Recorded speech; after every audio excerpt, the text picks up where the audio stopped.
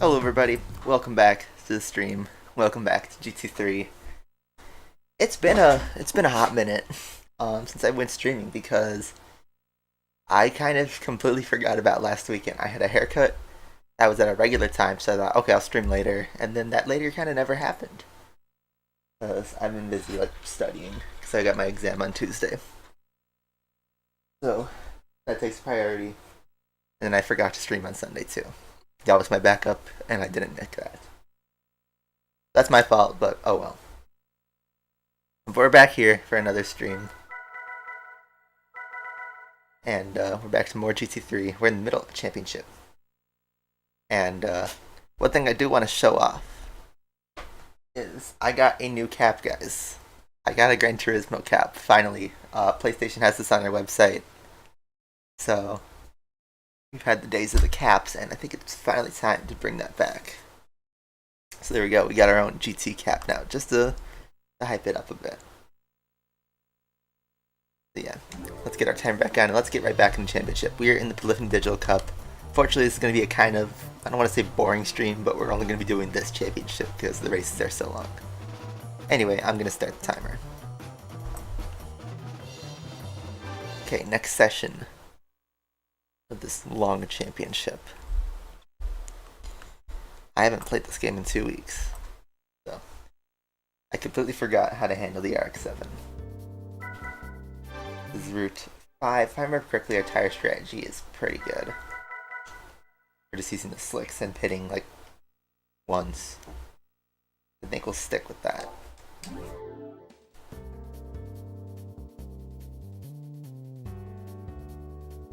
Got a dusty controller. What's up, Penguin Cowboy?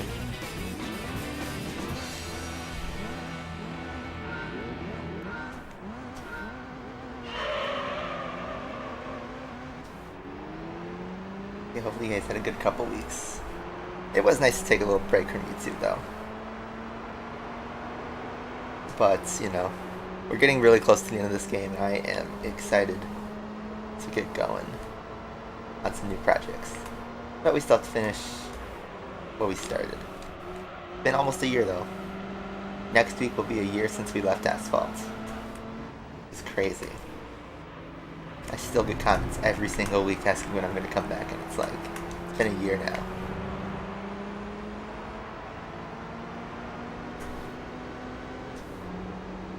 So for once, the Z is not immediately hot off the line.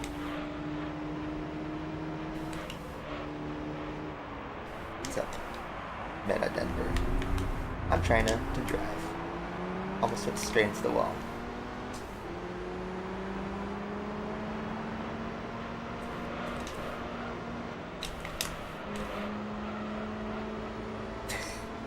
Yeah. Work out. Like, man. Totally. It's like a running gag at this point.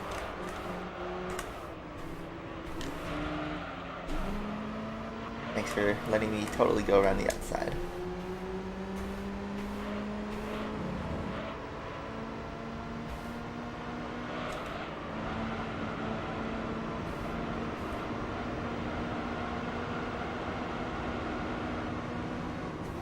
I brought that up, guys, so sorry if I brought back PTSD.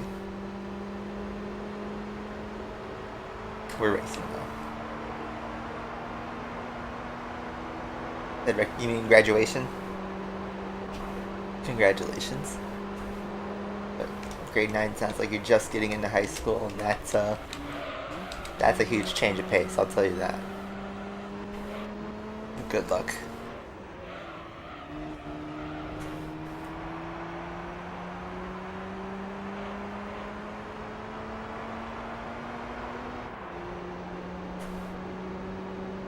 I think with not only Asphalt, but a lot of modern games, mobile games, and console even to an extent, is they're designed so that you keep coming back. They bring that fear of missing out. They drip feed content. Like even GT7 is guilty of this in some ways.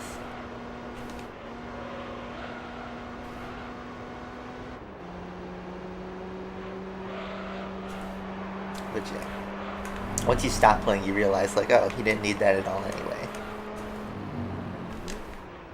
The whole point of a game isn't to grind it like your job. Like, I already grind 40 hours a week at work, and then I also study.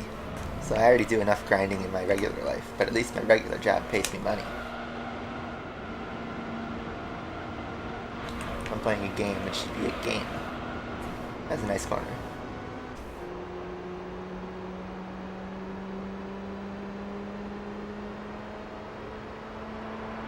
I mean, I'm not too surprised that the new Forza is going to be on an Xbox One, because isn't Horizon 5 also on Xbox One? You know, they have a huge install base, and there isn't that much of a difference with the new consoles, so you just gotta hope it doesn't hold the game's development back in any way.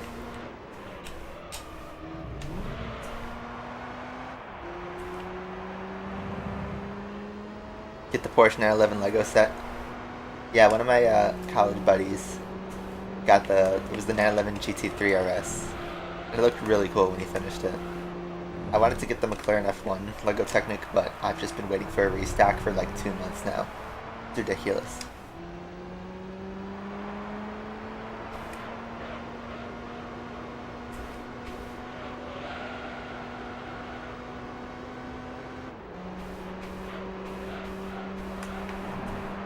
Yeah, Game Pass does have a great value. What's one game that I want 100% over and over again? I mean, I always liked the Spyro games. The first 3 Spyro games, I've 100%ed multiple times. They're always fun. The key is, like, if you want to do a 100% over and over, it's got to be a kind of short game.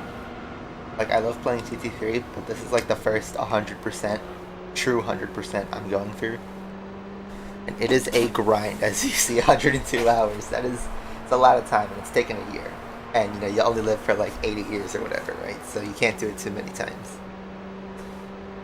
But something like Spyro is 100%able in like a few hours.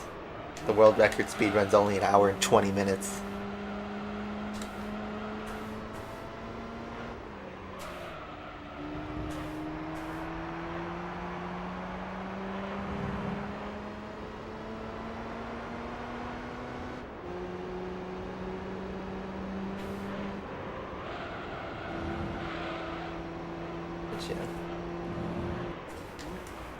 And the game I'm really excited to come back to is Burnout 3.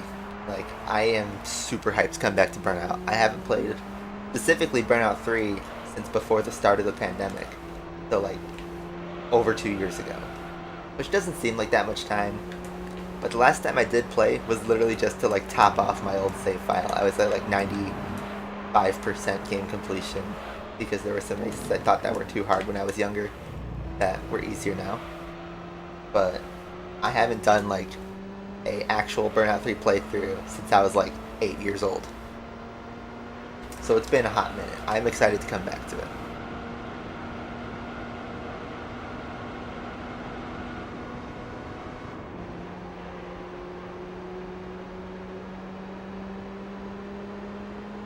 Yeah, the RX-7's great. I'm glad I picked this one. Yeah, since I last streamed, we had an F1 race, which was Imola, which seems like so long ago. But yeah, Charles had a sprint pole on the hands, like he could have, you know, held off for pole position. Then he messed up the race start. And then he had a comfortable third place, going for second. Had his first mistake of the season with a curb spin. And he was lucky to survive hitting the wall. But even Charles is not perfect. It's going to be a very fun season. But yeah, we have Miami this weekend.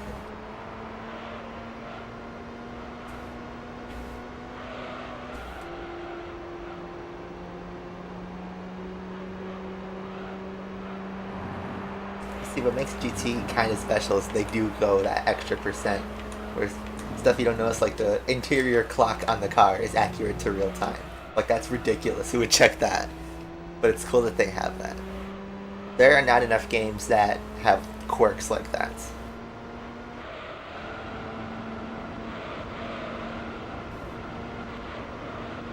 Now, just because they have an accurate clock in the interior of the car doesn't mean it's the best game of all time. GT7 is heavily flawed. It still is even after updates. But yeah, I don't know. I played Horizon 5 for a few hours, and it just feels like Horizon 4. I don't know. I'm kind of tired of that gameplay loop. I think it's really fun for people who've never played Forza Horizon, but I've played extensively the previous 4, and honestly I don't really see that much new brought to the table. It feels all too familiar. Yeah, if something's not broke, don't fix it, but something just feels off.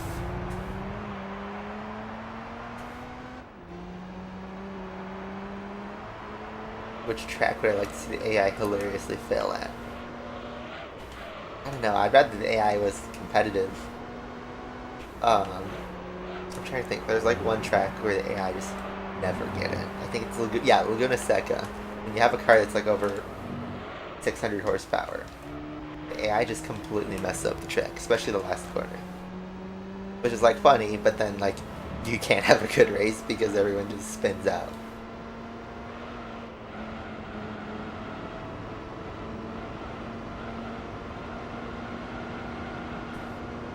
See, that's the thing, is like IGN gives Horizon 5 a 10 out of 10, and everyone says Horizon 5 is like the best racing game ever. But stray away from like the path at first. You just realize they're just like spinning cars at you. There's like no progression. And the world, despite being a huge map, it's kind of empty in a way.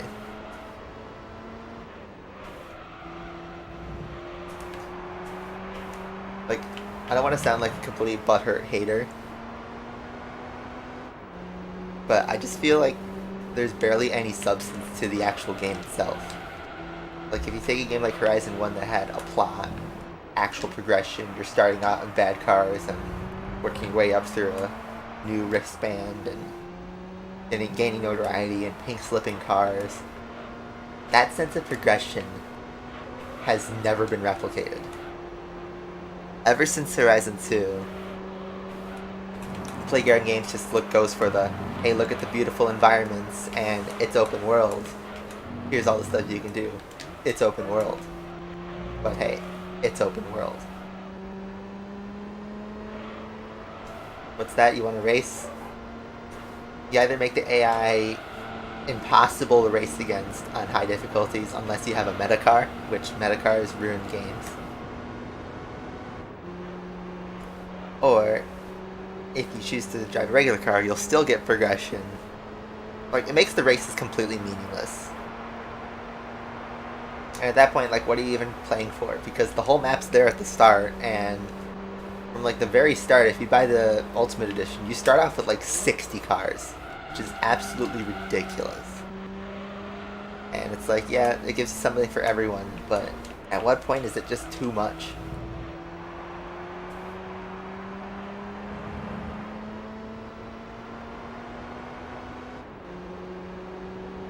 Like, think of like Gran Turismo 4, where it starts you off in a crappy car. There's like 700 cars to buy. There's something for everyone, but you still had that sense of progression where you play through the lower ranks in a box car and save up credits, upgrade your car, make it marginally better, go through some hard series and get prize cars, sell them. Like, you don't really get that in modern games anymore.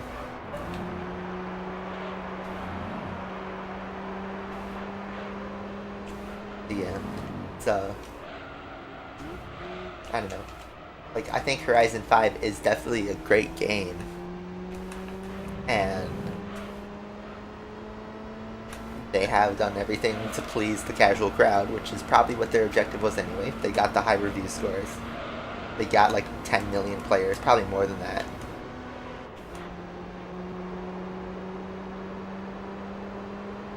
But I don't know.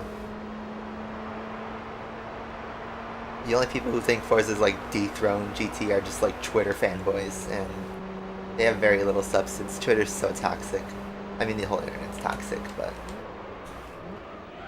it's like, is there even any validity to it? Social media is toxic.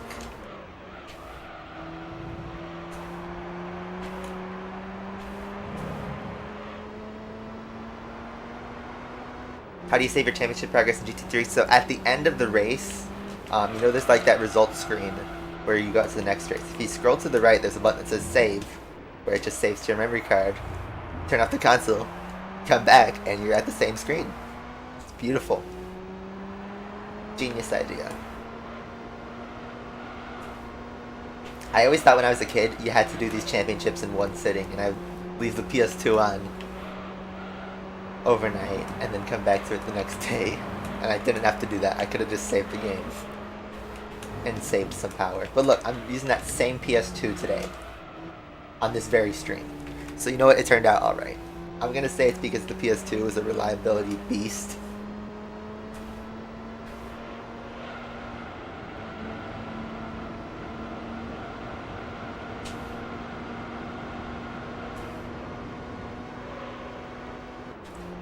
I mean, like, everyone thinks Mercedes are going to be super competitive, but we haven't had qualifying yet. It's only practice, and it's a brand new track. Literally nobody has ever driven this circuit before. So, I'd be cautious going into qualifying. But, like, even if Merc have a good weekend, okay, it's one weekend. They've already blown the first 4 races. They would need to have, like, a 2019 level stint to actually, like, be in championship running. Plus, it's not like Charles and Max aren't going to be competitive. They absolutely will be competitive still. But yeah. It's technically a home race because it's my home country, but it doesn't really feel like a home race because I've never been to Miami in my life. Don't really plan on going there. I'd say something like Indianapolis is more of like a home race since that's only like 3 hours from where I live.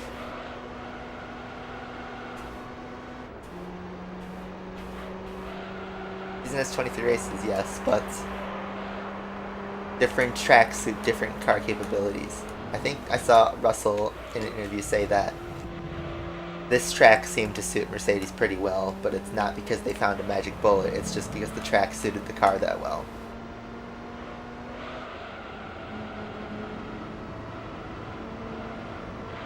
Here's the thing, Willing, is you just described rubber banding, which it is absolutely present in these older games. The reason I'm like smoking the competition is because rubber banding is only in the beginner and amateur league, but once you get to professional league, they turn off the rubber banding. But play the early races and there's absolutely rubber banding, or play the classic Need for Speeds, especially Underground and Most Wanted. The rubber banding is absolutely toxic in those games. So I guess to each their own. It's present all the time. It's just people are more aware of it these days. Cheese Fart. Silly name. What's my favorite game of all time? It's GT4. It's always been GT4. And I don't think there will ever be a game that could top like GT4. It is so good.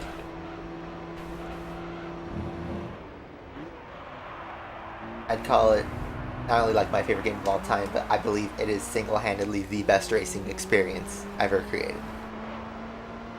I'm that much of a simp for it.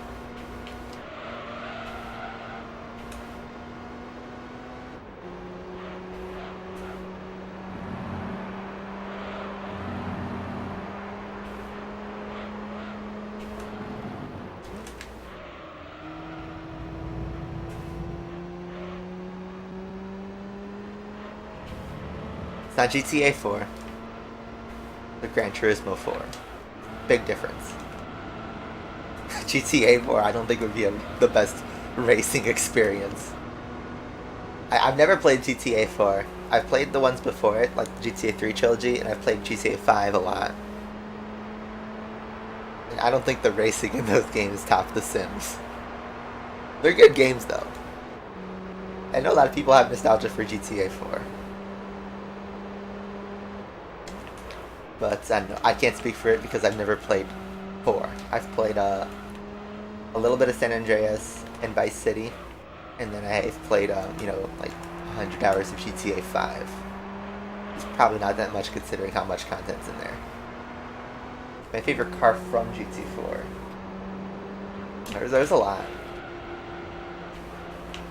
I mean, I always like the Mazda 77V, but that's like because I like that car in general.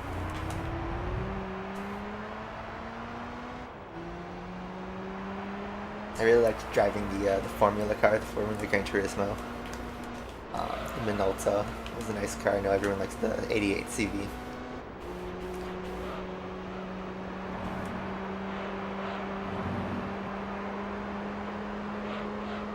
Trying to think.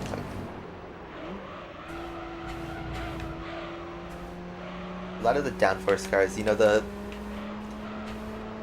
Audi TT touring car, that blue apps touring car, that was a really, really nice car. That was like my favorite touring car.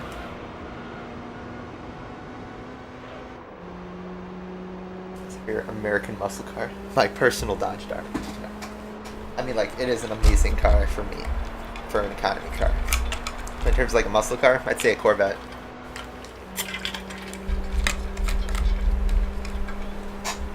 Hit the brakes. I put the water bottle down before the corner.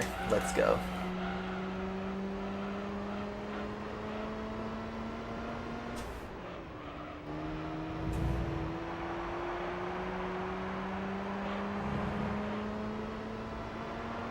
Yeah, how am I going to stream the 24-hour race in GT4? Here's the thing, Igor, is I don't think I'm going to do a 100% playthrough of GT4. Or if I do, I'm going to B-spec the endurances, or at least most of them. Because a 24-hour race would literally take me like 3 months to stream. I'm not joking, and I don't have that kind of time. I feel like I get too fatigued with GT4. Which I might have always said it was the best of all time, but it's a balance, you know. The game's like 300 hours for the playthrough. It's ridiculous.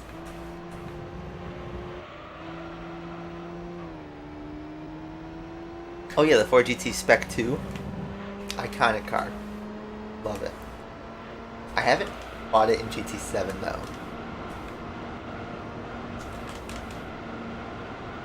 It's my favorite Corvette. I've always been nostalgic for the C5. That's the one I want to own in real life. I guess that was the one that was around when I was born. And a little kid. My first ever racing game was Need for Speed 3 Hot Pursuit, and the C5 Corvette was one of the cars.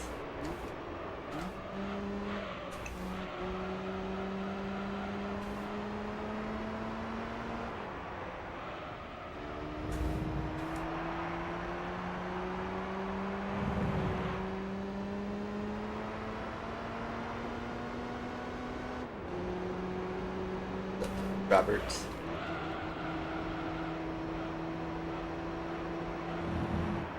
First racing game is Outrun. I have Outrun 2006 on PS2, and I've played the arcade games. But yeah, that goes way back if it's the first Outrun.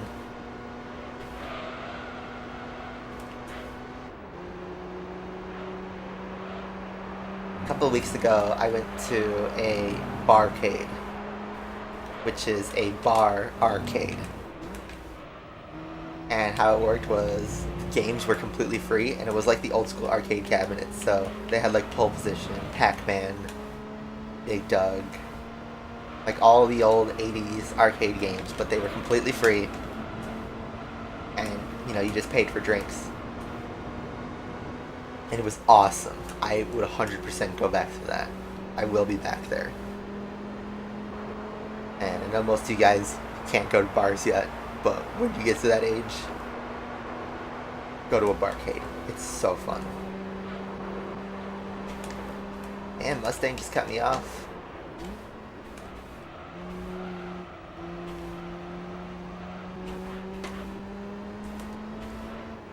But yeah, I set the high score.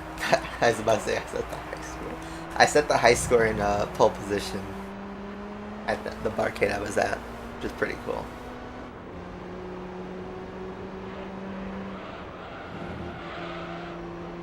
I haven't played Like the Wind yet. It's going to be right after this championship. Would I ever reconsider playing Asphalete again? You know, something I've mentioned over the years is if there was a 1.0 version available that was easy to access, I would totally like to speedrun it. You know, something that I've like taken a minor interest this year is speedrunning. I've only speedran Spyro games, but obviously I know Asphalt off the back of my hand, and I think if someone could make a route that is future-proof, a speedrun would be totally up my alley.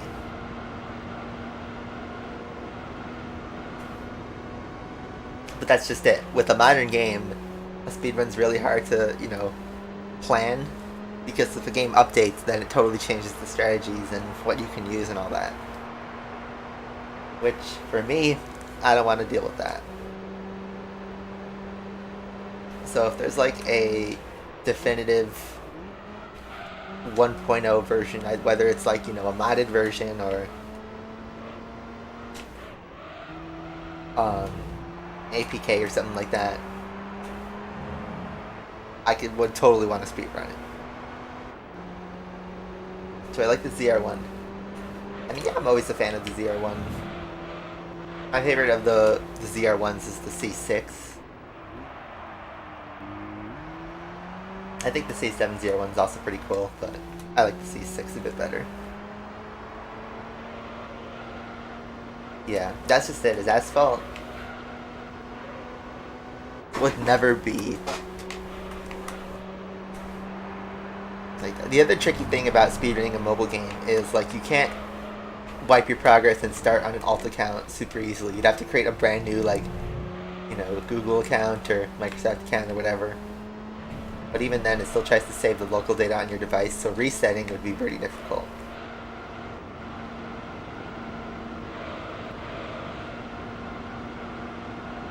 The NFT market crashed. Yeah, I saw a couple headlines about that. Something like $160 million was burned.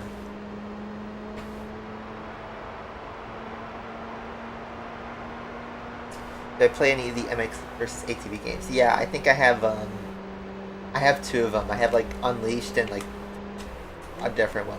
I have the PS3 games. They're like right behind me. It's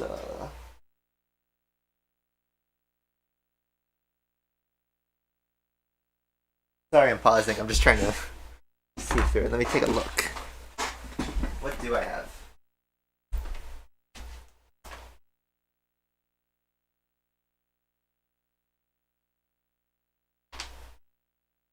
Actually, the motor store games that I have two of. I only have this MX vs ATV Untamed on the PS3.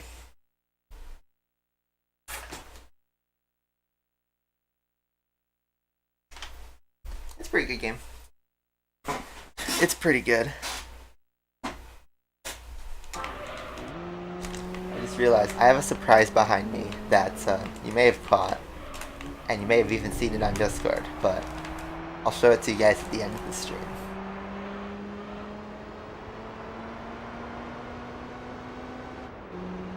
He used the 2-device trick. You know, it's funny. I used to be, you know, super... Because I was on a moderating team on the Google Plus community, right? And we always took, like, you know, cheating very seriously. We found someone was, like, you know, exploiting or using a hack or cloud sharing or whatever. We always looked down on that. But now looking back, and it's like, dude, we were simping so hard for a company that was like screwing us over so much. And now more than ever, we need those modders for game preservation. I'm still on the ideal though that if you use cheats to cheat online, that's really bad. But if you're doing something, which unfortunately we banned people in the community this, but if you're doing this completely for yourself, where like you gave yourself a bunch of cars and just drove them around, it's not that big of a deal. But the reason we banned it is because usually those hacks allowed you to take it online, and usually if it was unreleased card game, I would have a problem with it. So that was it.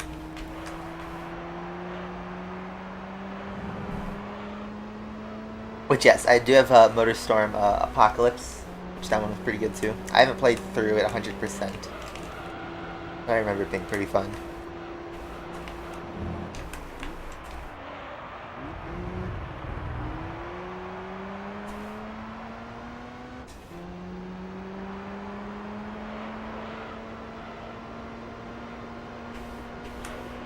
Yeah, back in like 2014, like every single player was cloud sharing, account sharing.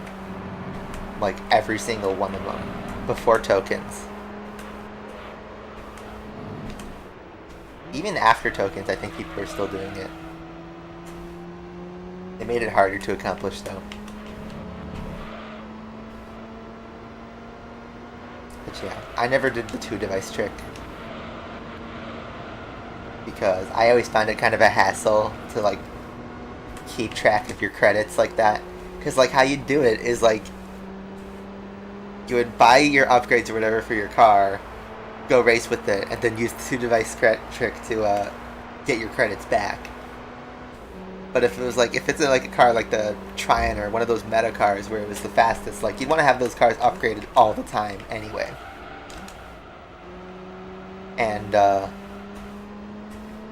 you know, the only time that sort of made sense was when you had like an obscure cup with like, you know, pretty new cars or something that's never been in the rotation before.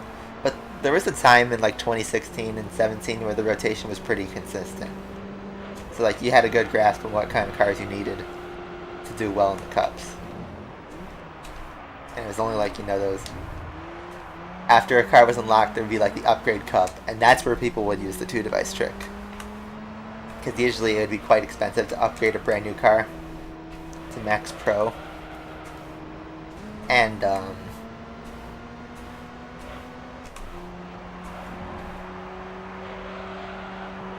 you know, I kind of see where people are coming from there. So interesting that 2-device trick still works.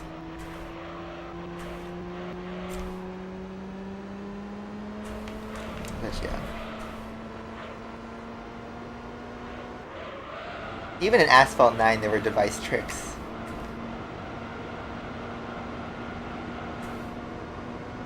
I forget if this was ever made public, but since nobody watches my channel anymore, I'll just spill the beans. So I'm sorry if I expose the secret, but there was a trick where, by the way, my oil lamp came on. There was a trick where, with 2 devices, you could buy card packs with tokens, or even like open Grand Prix results, which this was the biggest screw of them. Was like if you got if you did a Grand Prix where there was like a key, but you didn't get the guaranteed key, you got the packs that could have dropped a key. What you do is you take your first device, you open the rewards or buy the pack, whatever. You open the box with the first device and see if you get anything good. If you didn't like what you get, you re-roll with the second device and rinse and repeat until you get the result you want. With the card packs, it worked a bit more complicated because the RNG seed was actually fixed. The results are rigged. You get the same pack every time on the client side. So what you do is with the 2-device trick is you'd buy the 900 pack or the 750 pack, whatever, the 10 pack. And if you didn't get a good drop, you'd just buy the one for 75 or one for 90 instead of the full 750, 900. And, you know, you'd save 90%. So you can go through more packs faster and get a better overall drop rate.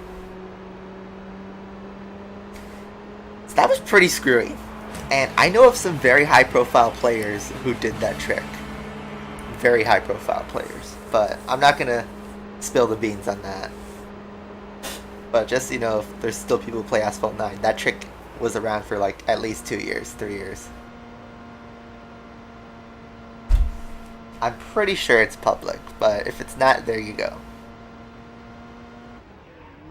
Being competitive in online games is really, really over the top. Kind of extreme. Anyway, we won that race pretty easily, 31 minutes. Pretty good.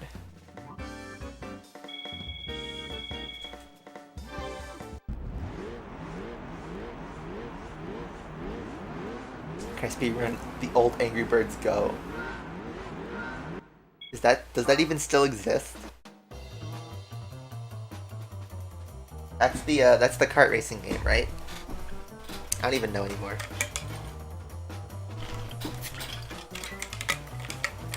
Alright, let's do race number 5. I'm gonna grab a coffee, by the way, so I will be right back in a minute.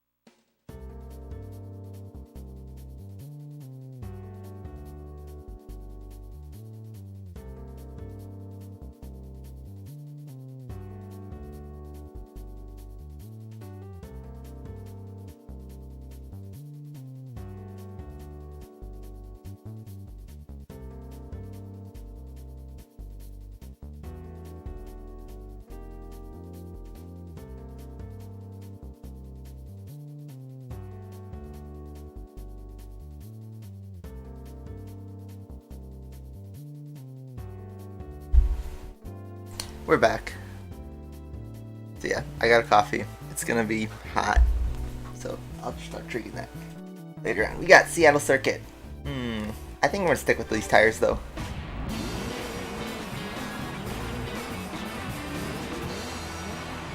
You're eating uncooked rice grains? Why? Why?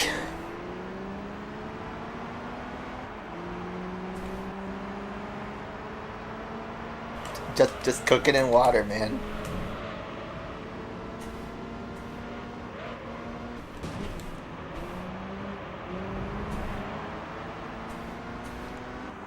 You ever eat raw pasta? By raw, I just mean uncooked pasta. I have not. I feel like it'd be similar to that.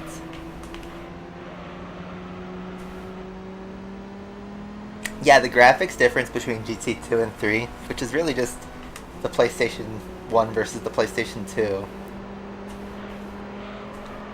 This was extreme when it came out. Unfortunately, I was just too young to really notice, like, the significance, you know, back when this came out. But yeah, definitely the step up was huge.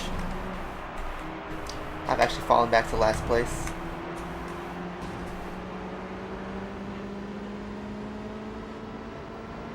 But yeah.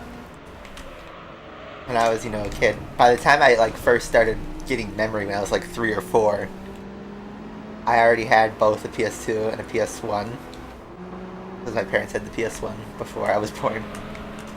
And I always just treated that as like, oh, a different system.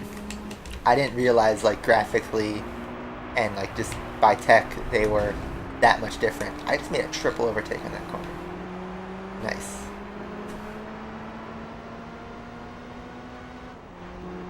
I didn't really know significance. Even like when the PS3 was out, when I was like 6 years old, I didn't even realize PS3 existed. It was just more like my grandpa had a PS3 and he just like told us like, oh, by the way, I have a PS3. And I'm like, there's a PS3?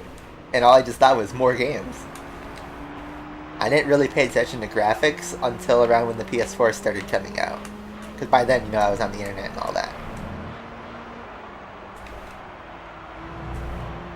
But now, like, look at the difference between a PS4 and PS5, and it's hardly any difference. It's mostly just sometimes frame rates, load times because of the SSD, but you could put an SSD in a PS4. And like ray tracing, which is like, ooh, sometimes better lighting, but if you look at GT Sport, absolutely gorgeous game. Back in 2017, that was the best looking game in the racing world, and it still holds up today. But now everyone's like, oh, look at GT7's graphics, and yeah, GT7 also looks absolutely amazing, but it's like, are there really that many differences?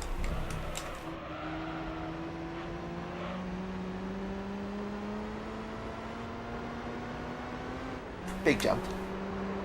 That'd be a cool replay shot. Oops. I messed up that corner and totally blocked him.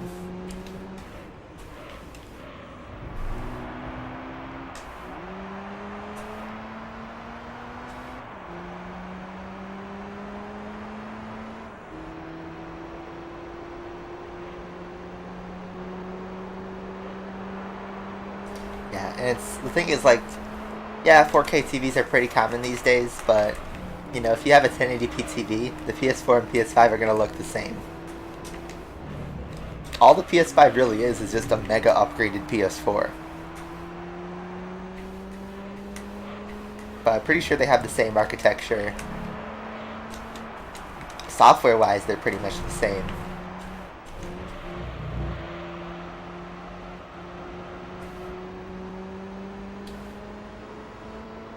TJOC, you're gonna have to spell out that for me because I don't even.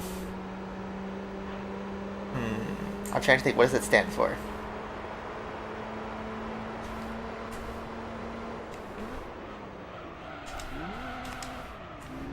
I put it in first gear and totally messed up that corner.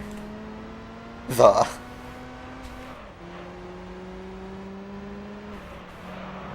joy of creation. That sounds like a religious game. It probably haven't.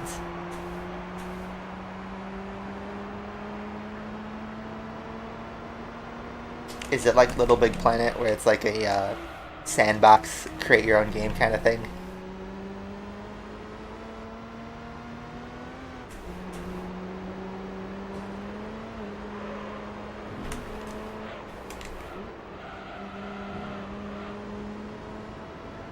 Or is it a horror game? It's a FNAF fan game. Oh, I think I might have heard of it. I don't know. I never really played the Five Nights at Freddy's games. I played 1 and 2 way back when, which it's crazy to say that because I remember when that first came out. But yeah, 8 years ago, 8 years ago. That's shocking. But yeah, I've only ever played the first 2.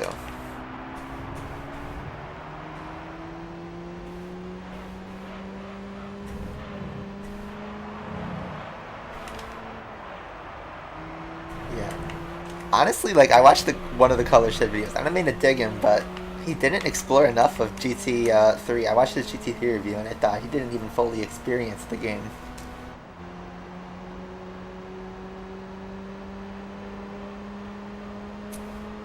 But, people rate this game really well, too. I always talk about how much I love GT4, but I also really love this game. I put this game in my top 10 of all-time video games. I kid you not. This game is also incredibly good. In my opinion, the only thing that could have made it better was a bigger car list. And maybe some less repetitive, like, races. Like, GT4 does it right where we only have, like, one All-Japan GT or one GT All-Stars. The fact that you have 2 or 3 tiers of the same championship makes it kind of, you know, difficult. I do like the concept of, like, for instance, you know how, like, there's the beginner VITS race and the professional VITS race. Good idea. Terrible execution, though. The races don't need to be 10 and 20 laps long. It's top one, well, GT4. GT4 is my top 1 game of all time. The exact order for the rest of, like, my personal top 10 changes all the time. But, you know, some games I'd throw in there is Burnout 3, the first Need for Speed Most Wanted. Test Drive Unlimited 2, Forza Motorsport 4. These are just racing games.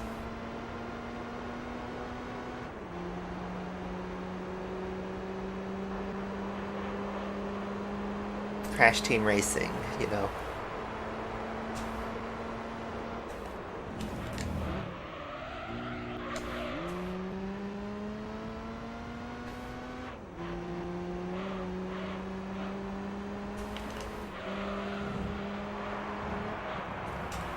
A lot of good games there. And then in terms of, like, non-racing games, which surprisingly I have played quite a bit of, I really liked the God of War series.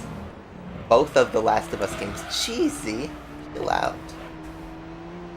He's pretty feisty here. Pretty much anything by Naughty Dog for that matter, so even the Uncharted series I really liked.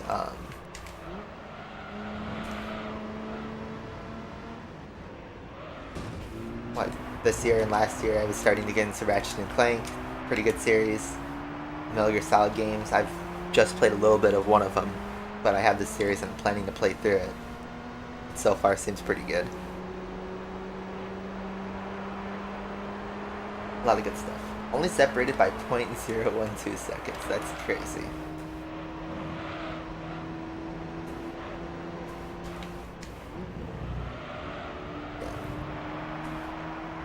So, you don't agree with The Last of Us. The thing is, like, in terms of the criticism, mostly the second game receives, it was either for the story they didn't like, or because the game was too much like the first game.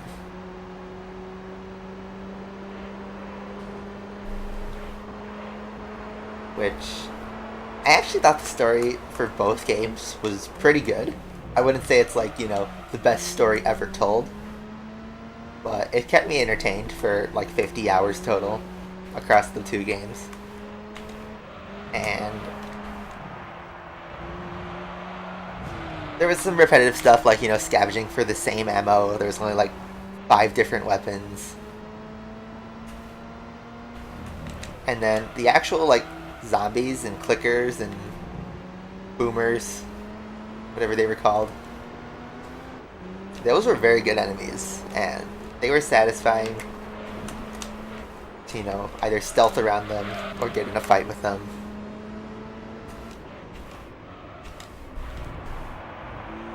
And then a lot of the action sequences were pretty good.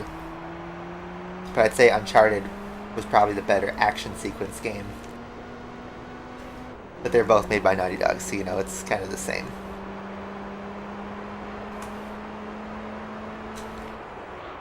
Albeit, I've only ever played those games once. I played the first Last of Us in 2019, I think. Yeah, I played it in 2019. I played a little bit when it first came out, and then I only got through like 2 hours, and I was like, okay, I'll come back to this, and just never did. And then I restarted it in 2019, completed it all. And then I got The Last of Us 2 when it came out 2 years ago. and played it, you know, all the way. But I've only ever played the 2 games fully once. So my memory might be a bit off. And I guess same thing with Uncharted and the God of War games. I've only ever played each of those once.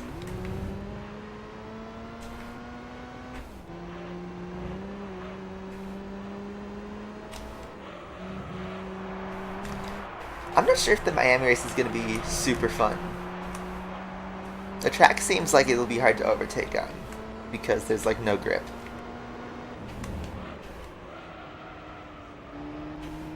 The EA Sports 500.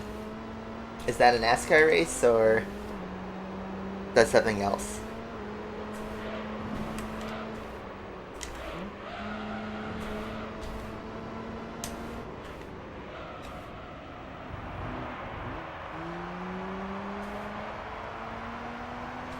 That Nissan is hanging on pretty much, and he is not pitting. Did I just jinx that? Yes, I did. Well, I'm gonna win this race on pure pit strategy.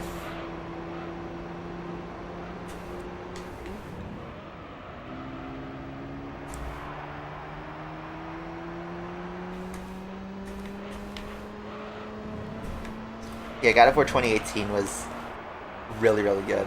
I really liked that one. Probably one of my favorite PS4 games. Either that or Spider-Man. I really, really liked the Spider-Man game on PS4. And Miles Morales. And then I thought God of War 3 on the PS3.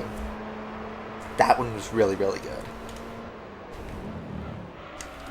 I like took the best bits of 1 and 2 and just put it in like this graphical masterpiece in a way.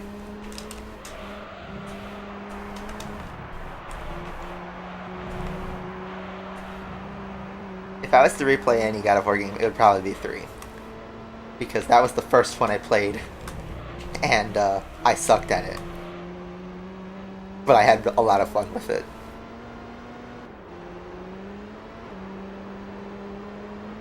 If Apple ever makes a car, you have to buy the steering wheel separately. Something like that.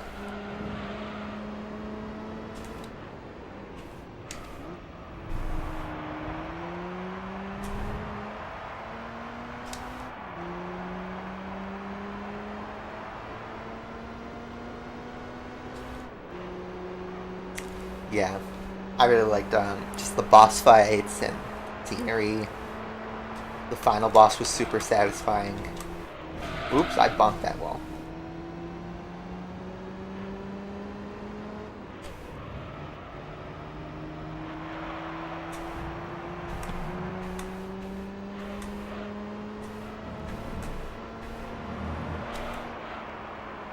The keys are 100,000.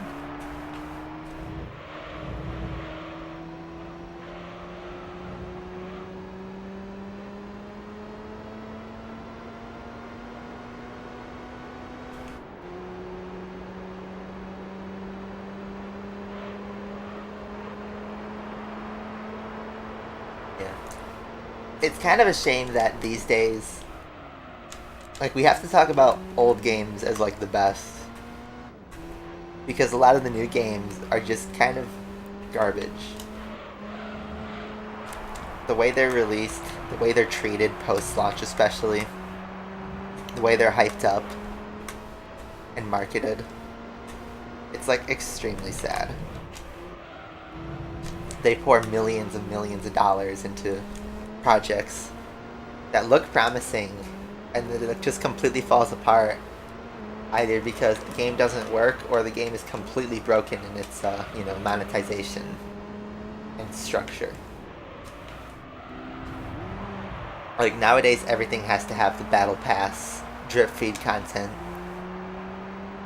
Here's a feedback loop, here's a gameplay loop that you play across a month-long season. Try to get in the top 5% and you'll get this skin. Absolutely hate that. I've done that for like a couple games and I'm really not proud of myself for grinding like that.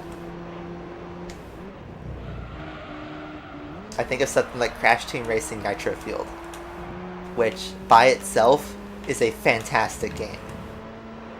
It like totally takes the classic Crash Kart Racing, makes it modern, adds new characters and new tracks. It's awesome.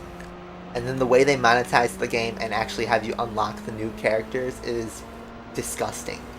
It's like you earn coins through completing season pass objectives, and then you use those coins to buy the new characters, and then like skins and clothes and dance emotes and carts, and it's all just a bunch of toxic mess. It doesn't feel satisfying at all to actually unlock characters. Before, you unlock characters by like winning a hard race or beating this boss fight or something. And now you just buy your way to it, and it's absolutely ridiculous. And I just used Crash Team Racing as an example, but this is like practically every new game that's released these days. Everything that's new has to be attached to a free Battle Pass style, buy it with a second currency, or buy it with real money. Oh, that way you don't have to grind. It's like ridiculous. And then they'll say like, oh, but the DLC is free. There's a saying in marketing where it's that if something's free, you are the product, and that couldn't be more true. But even games that charge $60, they're starting to put advertisements in them. EA Games notoriously has extremely long grinds on games they charge $60. And then they still release actual paid DLC too.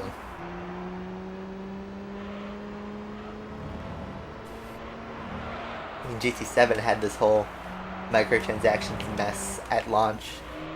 Probably the worst launch in the whole series. Which is not really saying much, because GT never was the type of game to have a bad launch. Even like GT Sport, which didn't launch with a lot of content, its only problem was it was lacking content, not that it was a bad game.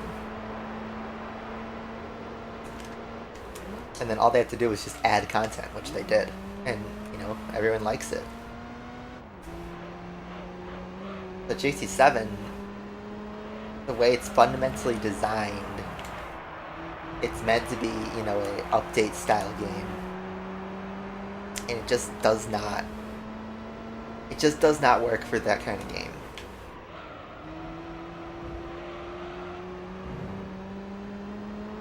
Forza does that with their festival playlist, where they drip feed new cars to do kind of monotonous challenges that are easily broken just by using meta cars.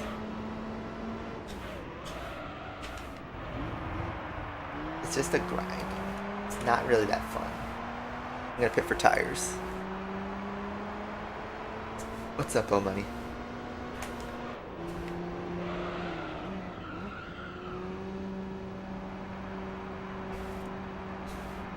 Coffee's still hot.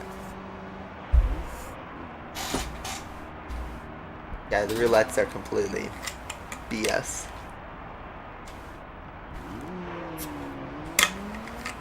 Something straight out of a mobile game. Do your daily workout, and then get a crappy prize at the end that maybe will get you something half decent once every month, maybe. At least in GT Sport, the roulette gave you a car every single time. Even if most of the time it was garbage cars, it was still a car.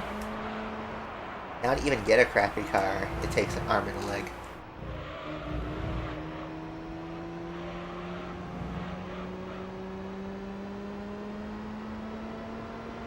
The state of gaming is like really not in a good place, and a lot of gamers feel the same way.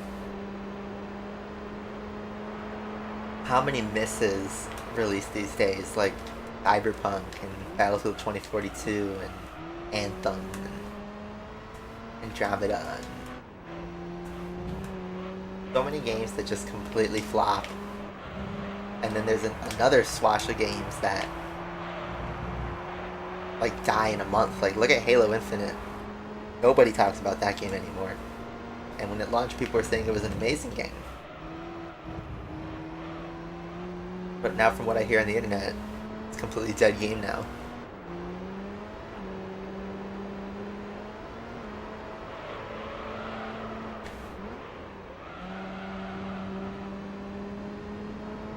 Cyberpunk is the culmination of modern gaming. Overpromising and overhyping, rushed development, but then also taking way too long on development at the same time. Huge budgets, absolutely huge marketing, post-launch roadmaps before the game's even out, and it not even working at launch. That's just the culmination of modern gaming. Cyberpunk is a microcosm of what is wrong with modern gaming. Actually a work of art, in a way.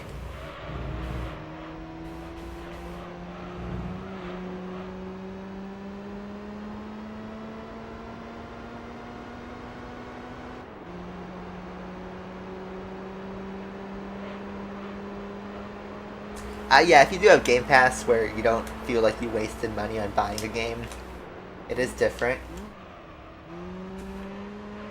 But Game Pass only gets you so far.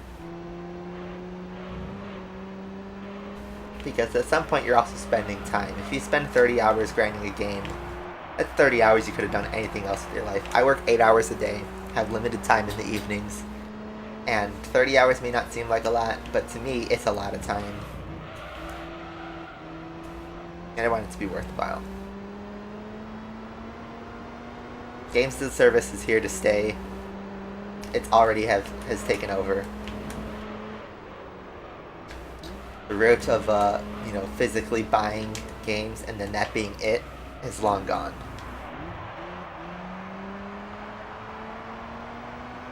You know what's an interesting case study? Look at the EA remasters. Look at Burnout Paradise Remastered and Need for Speed Hot Pursuit Remastered. Those are games that were released in a modern period with all the DLC included and no update roadmaps. It was basically a one-time, hey, we're releasing this, $40, it's a whole game, take it, bye-bye. And what you can do is kind of see how those games are compared to the modern state. The thing is, those two specific games weren't released that long ago. Yeah, Burnout Paradise was 14 years ago, and the remaster was only 4 years ago, but it's the exact same game. And I will say it felt good to have the whole game just there.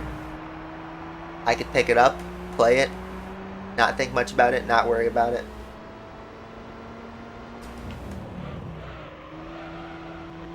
And then, don't feel like you're missing anything. And it's kind of nice. But those games didn't really sell well. Maybe because they remastered the wrong games. But also, it begs the question of, are people really interested in that style of game anymore? A lot of people say it was a product of its time, and I'm not sure how to think about that. I would love to see a Burnout game with modern graphics, but I just know that if a new Burnout game's ever made, it's going to be absolute garbage, because it's going to be pushed as, here's a battle pass, here's some drip-fed content, oh, we're bringing back some old cars and tracks, and we're going to hype that up. But if you play something like Burnout 3 is a time capsule directly to 2003, 2004. The punk rock soundtrack, the complete non-care for anything, the whole half of the game is you crash into people and cause millions of dollars of damage. In real life, those crashes would obviously be killing tons of people.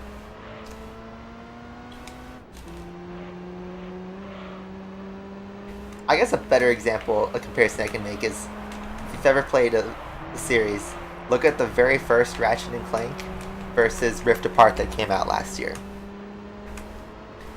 And just the the plot, and the dialogue.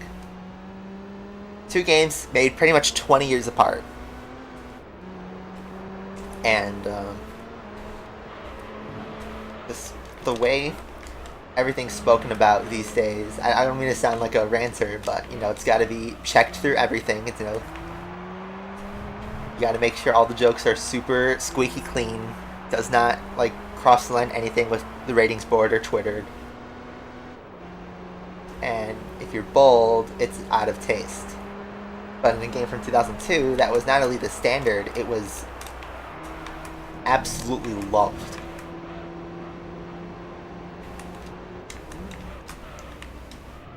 And yeah, a lot of stuff from that era has aged incredibly poorly. But it's products of their time.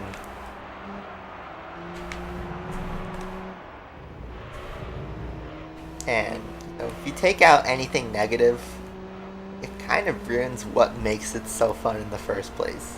Which I know that sounds bad, where it's like, oh, you liked the game because it was, you know, offensive or whatever. And it's like, no, it's not quite that. You know, it's like, why do we rebel and stuff like that? It's fun to go against the norm in general.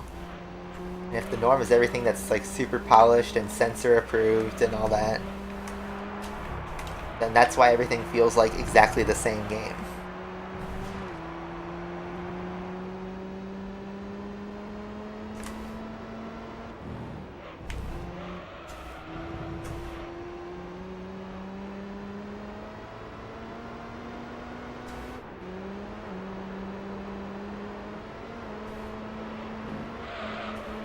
So, Igor, you say the license tests have gotten easier. I would say they got easier from GT5 to GT Sport.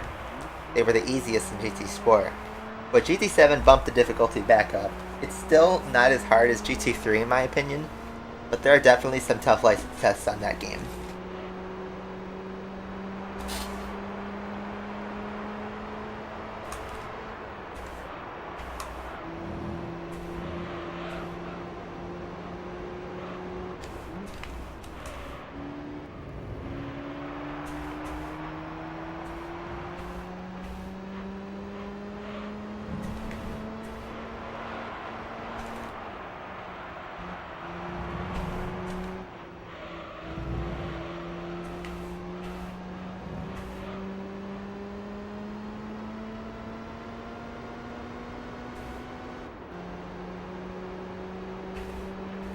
The thing is, it is possible to release games that are complete.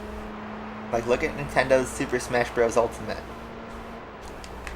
That's a game that has paid DLC. It gets updated all the time. But at launch, it was a fully complete package. It had barely any bugs. It worked. And it didn't have a predatory monetization model. Mostly because Nintendo doesn't really do that sort of thing. But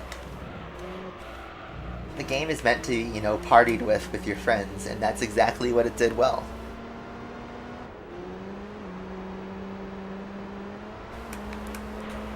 How many hours would it take to finish GT3?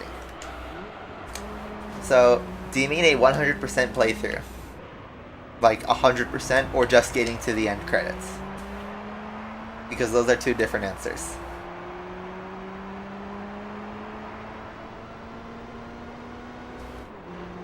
I think the menu books in GT7 should have been a separate mode. It should have been a side quest. Jeez, that Lancer's coming in hot. So a 100% playthrough. It depends on how fast you get through license tests, but I'd estimate it will take around 120 to 150 hours, depending on how long it takes you to do certain stuff in the game.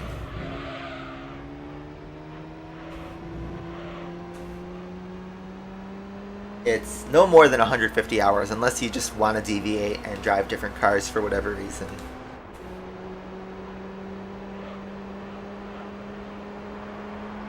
If I was in a coma, what song from GT3 would wake me up? I'd say Turbo Lover by Judas Priest. That's like one of my favorite songs in this game. Yep, there we go. We met our weekly quota, guys. I can't speak today. We met our weekly quota. It's been a while since someone asked when am I coming back. And literally every week without fail. I wonder when's the first stream where we won't get that question. Genuinely. Okay, so back to the menu books in GT7. The thing is, every single person has the exact same menu book. So the prize cards are exactly the same, hence the story, well not story, but the races you play through are exactly the same. The exact same order, the exact same set of cars. And this could have been how I would have designed this is menu books would have been a side part of the game. And how it works is you could keep the 3 races, 3 cars.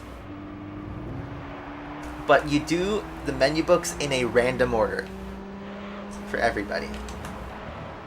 You could start out with the, Ferrari menu book and then go into a K car menu book. But then you could also go a muscle car or a GT3 class one, make it completely random. And then the second part is don't make it the main story of the game. Don't make it the main part. You make the main part where you get your license and just race the events that you can get your license for. You buy cars, you upgrade them, you win prize cars for every single event you complete. And that could be either random or one-time awards or the fixed stuff that we've seen in classic games.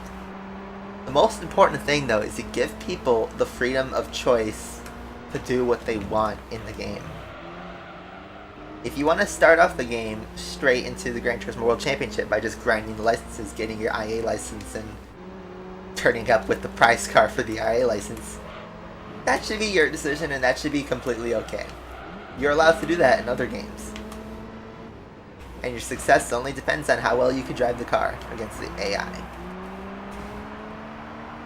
The menu book should have been, sort of like the missions.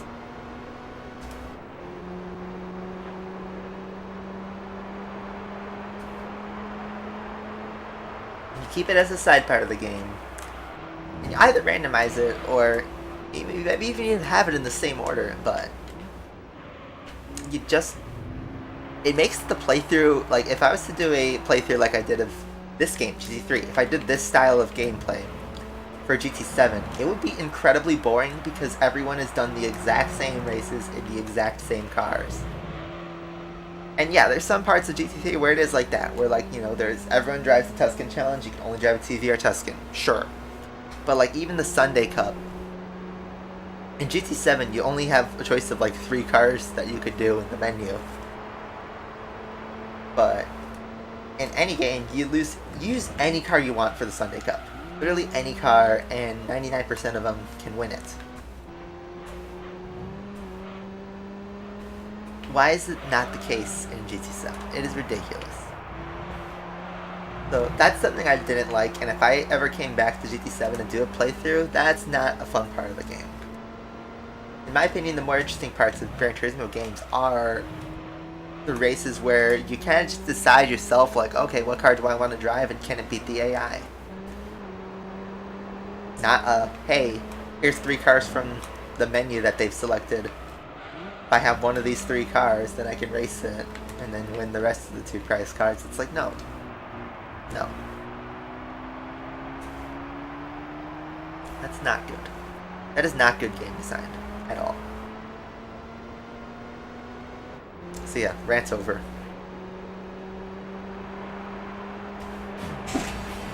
In short, menu books shouldn't have been the main course of the game.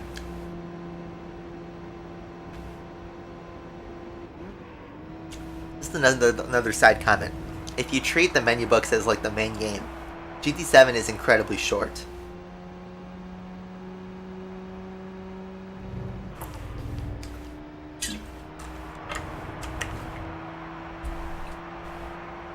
I know GT's all about,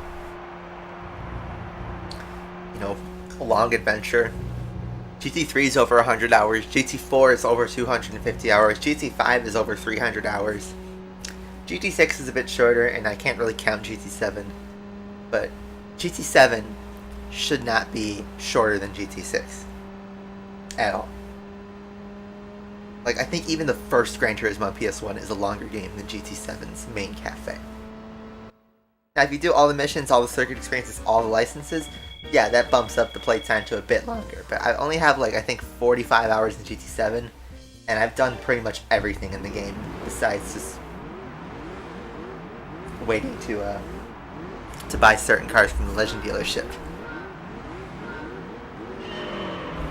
I bet the GT7, you can find it for $20 probably now for PS4. If you look on like Facebook Marketplace or a used shop, you could probably find it for pretty cheap.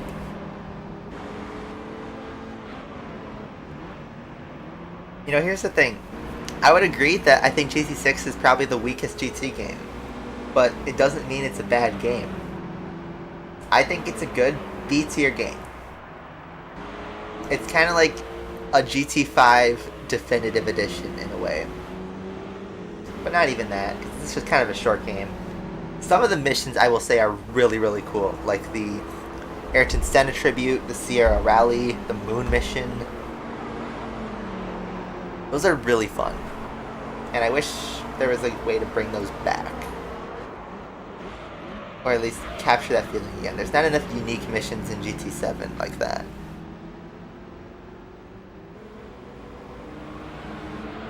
GT5 had some cool missions. I'm gonna see if I can get a cool shot with the drop down.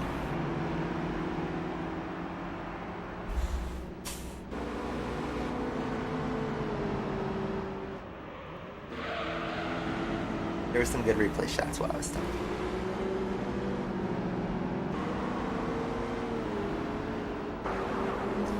And not the best replay shots. Alright, I'm gonna save the game, but I'm not done yet. We'll do 2 more races.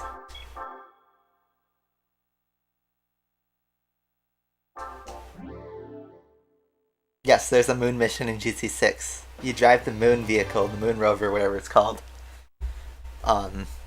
across the moon, and it's like, you know, it's a point-to-point mission. There's like 3 stages to it, but it's really unique. Still too hot for coffee. Okay. Apricot Hill, the tire killer. I'm still gonna gamble with this slicks. It's not really gambling though. It's a better tire strategy than the Z. It's still 45. Is that buying it used from like GameStop, or is that like actually like going to, you know, a off the grid marketplace like Facebook Marketplace or something like that,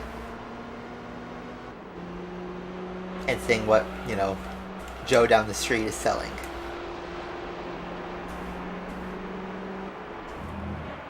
Because that's how I buy modern games when I don't buy on launch. I buy it from some dude on Facebook Marketplace in the parking lot of a Walgreens. Because, number 1, no sales tax. Number 2, it's usually like a $50 game for like $30. You can save quite a lot.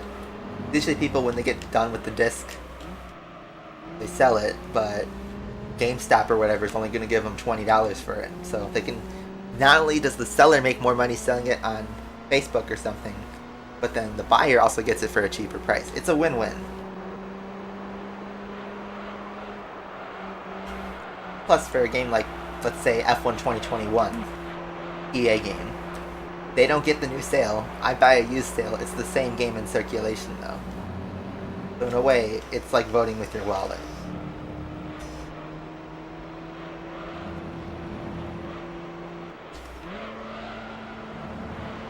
Everyone's going off track. Like, dude, we're in road cars. It's not even that intense. Dude, Mustang's pushing me off the track.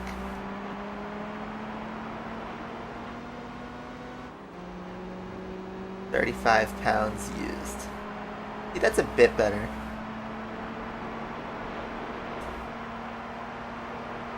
But I think probably in a few months, you gotta remember also, GT7 is 2 months old. in 2 months it's dropped to 35 pounds, right? And another 2 months it will probably be in the 30 or even 20 range. And that's kind of how new games go. And it's like $20 is kind of the sweet spot. $15 to $20, that's usually where a game will stick around in price until like the system dies.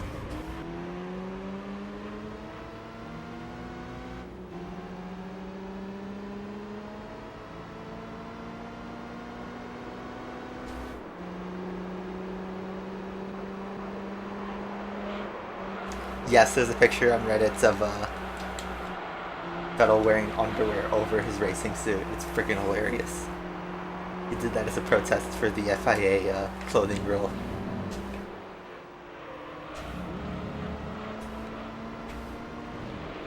You'll buy when 8 comes out, yeah. The only thing to worry about on a game like a modern Gran Turismo is Polyphony shuts down the servers like immediately after a new game comes out. They haven't announced anything for GT Sport, but I'll tell you, I bet there's going to be an announcement of the game shutting down sometime this year. It will happen. And if GT ends up getting future-proofed, then okay, at least you can play it offline, but if not, then GT Sport will become a paperweight.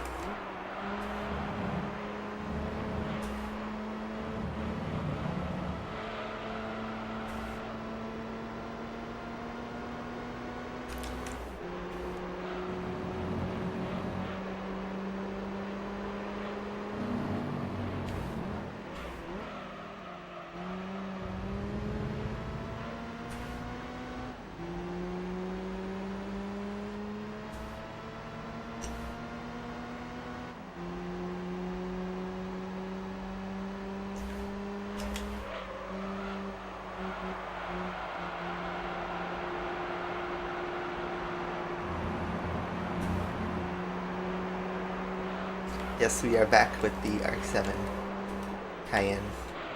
Welcome back to the stream. RX-7 versus Z.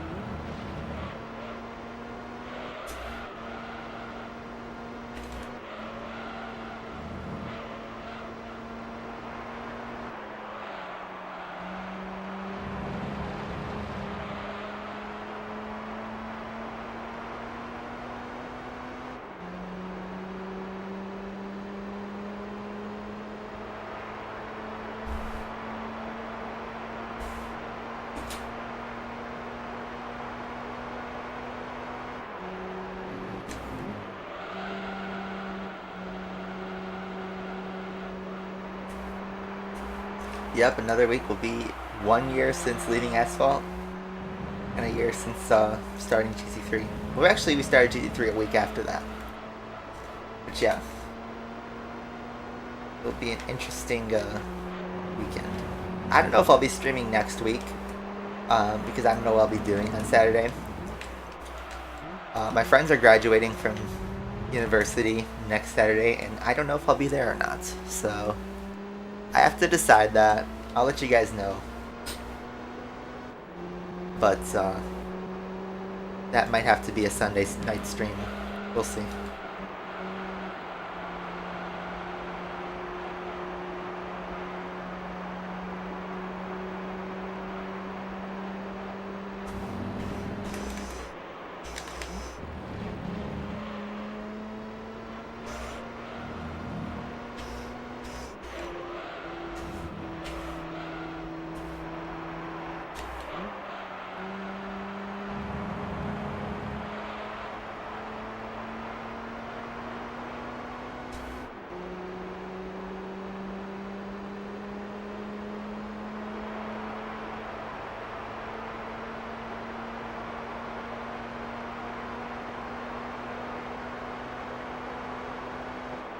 Nissan only pits in 5 laps. Wow. This tire does not last on Apricot Hill. Track's a tire killer.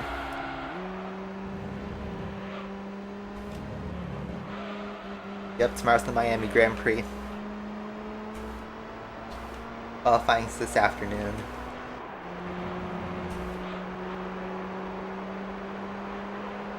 I don't know. The track is not as bad as I originally thought it would be. But we'll see how it is in terms of producing racing. But it kind of reminds me of Singapore.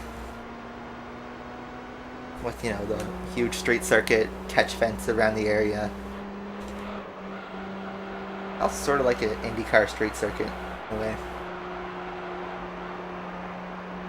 Everyone's tweeting about it. F1 has been promoting this thing like hell for the last week and a half.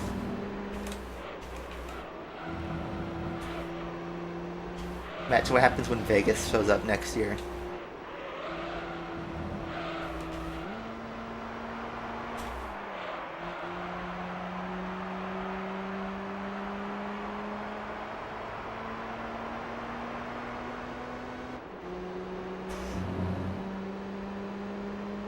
It's a casino Grand Prix.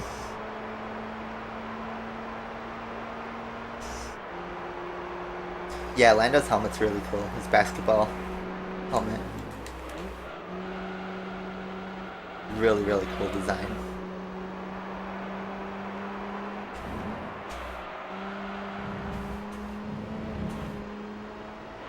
Seb's scuba snorkeling helmet's also pretty cool. It's got a cool message too.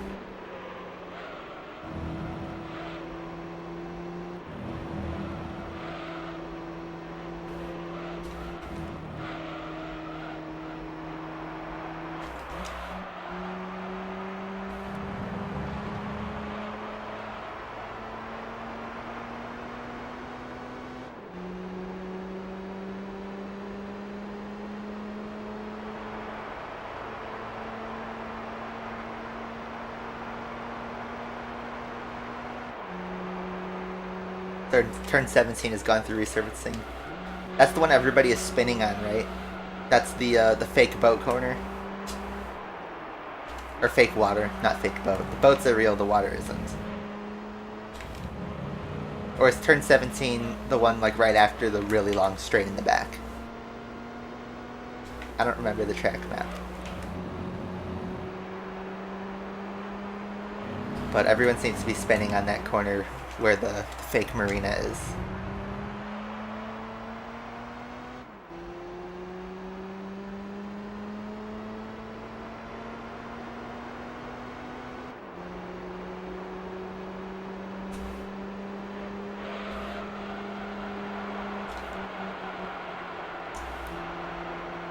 Yeah, when doing a cannonball in the fake water.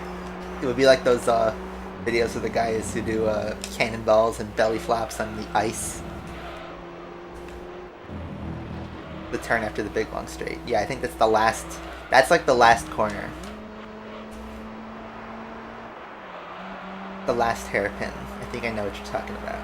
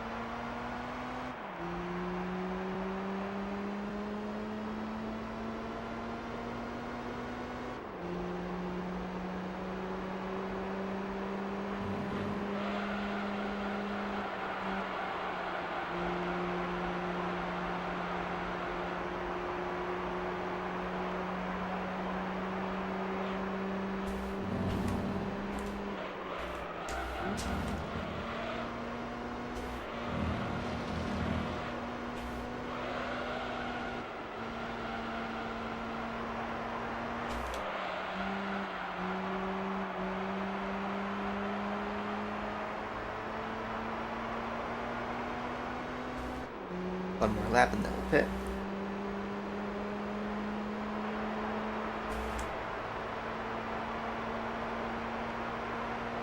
Set the new fastest lap on orange tires. That's funny.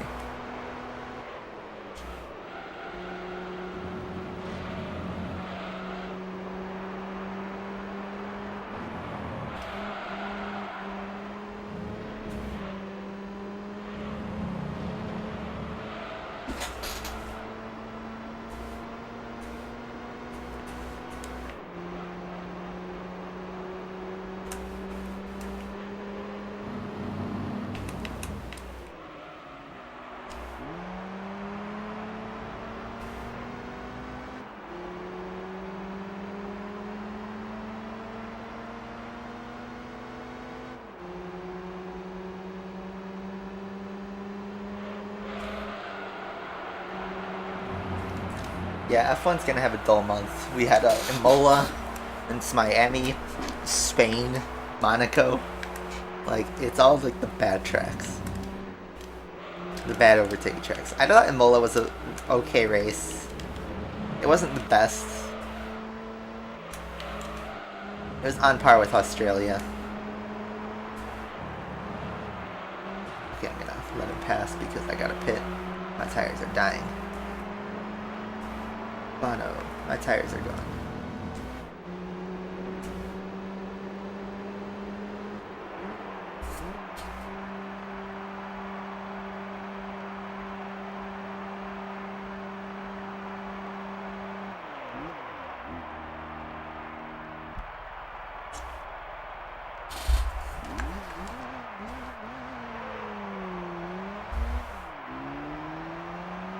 Halfway through. This championship is quite a drag.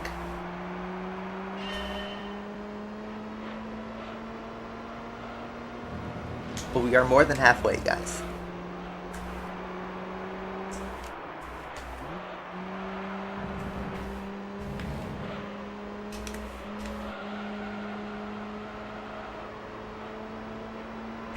How's looking for a Mercedes and Ferrari? If I'm not mistaken, Charles topped practice 1, I believe, and then George Russell topped practice 2. So they were looking pretty good in practice. If I remember correctly, I think I saw on Reddit that Mercedes had good quali pace, but not the best medium race pace. but it's hard to tell because Red Bull didn't get much running in practice too. So I think it's kind of a toss-up until we get to qualifying. I mean, practice 3 will tell us a good indicator of, like, you know, who's looking good, but, you know, we gotta get to actual qualifying itself before we know.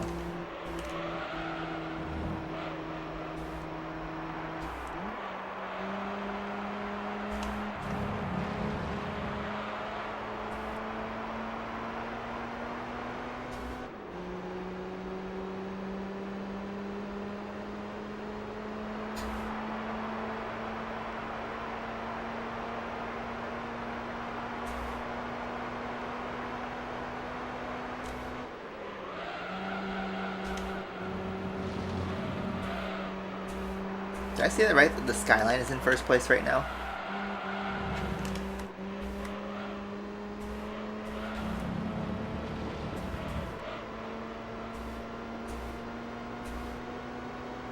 Yes, it is. The Skyline is in first place.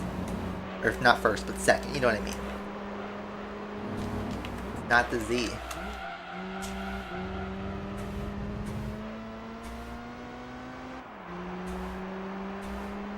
But it looks like the Z is right up there with the Skyline.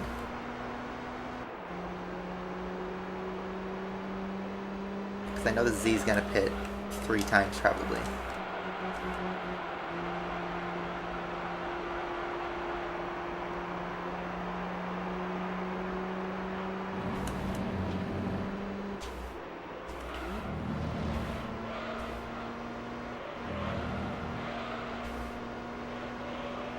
Yep, Z is past him.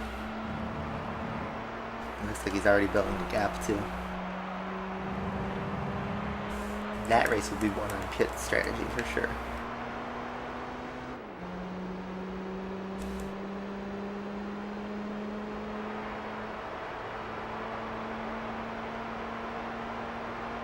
Yeah, F122, that's what it's called now. It had gameplay dropped of Miami. It doesn't really look that good, to be honest. It looks just like 2021 with new car, but it's the same undersaturized gameplay, same crappy dashboard, same steering wheel model. Car sounds are eh. Like, it's gonna be like the same game. I bet the cars are gonna drive exactly the same too, despite them having the ground effect. There's probably going to be no change to the physics. Ah yes, the Skyline pits in.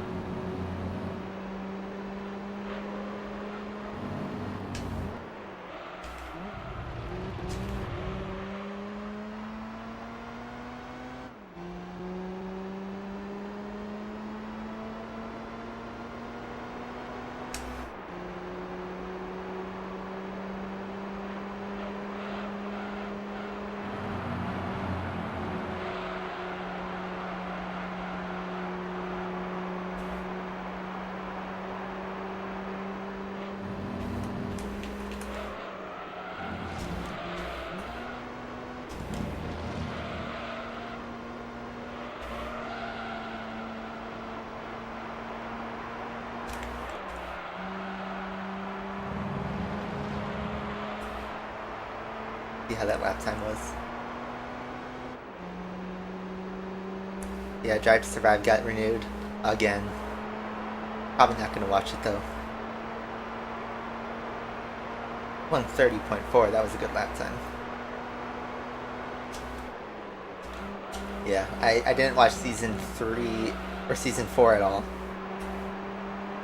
Yeah, it was season 4. I don't even remember now. See? I didn't even watch it at all. And I don't really have plans to watch it.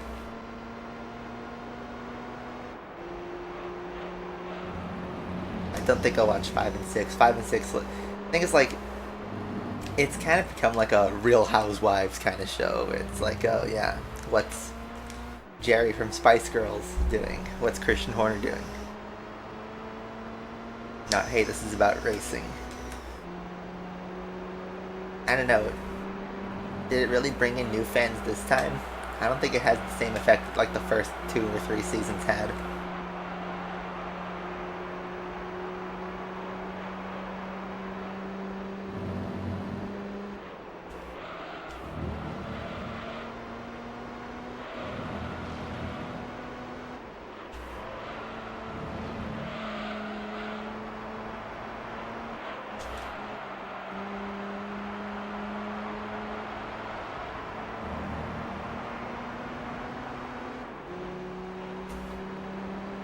You're gonna lap the Mustang.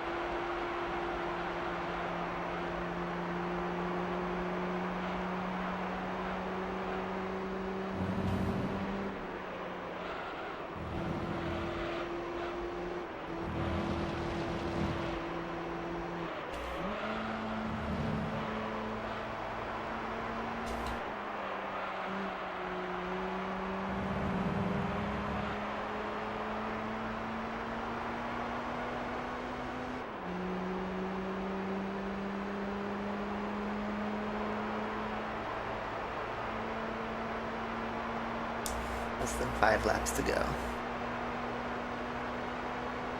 Can't really think of that much to say really. I'm just trying to grind through this championship, drive this car around. Eventually we'll make it across the line.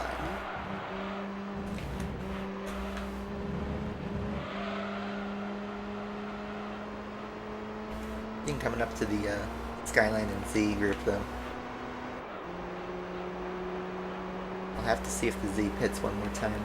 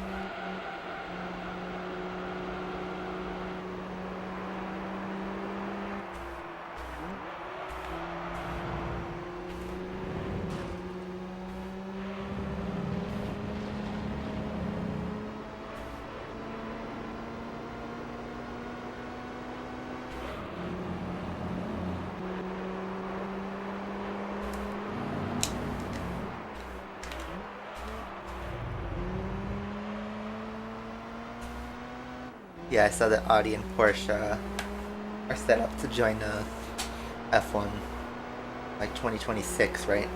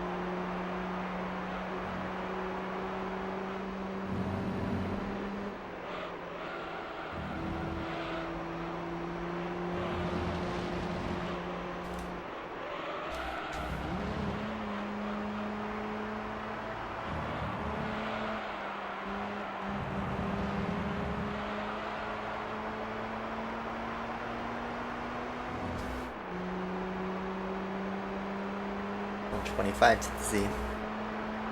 We're like 7 seconds behind. Our tires are dying too.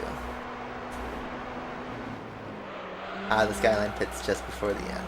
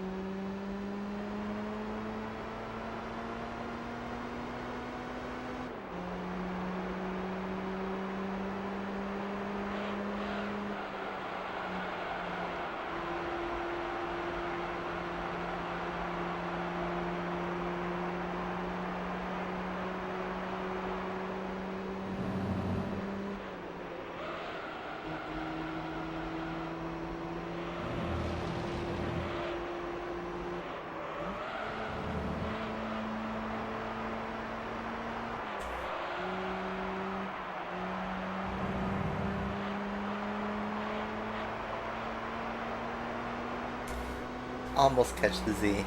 I needed like 2 more laps, I think. Just up there now. But that's gonna be Apricot Hill. That kind of dragged, even though it was only a 31-minute race. It wasn't the longest. It just felt like it took longer. The series does start to drag in this middle.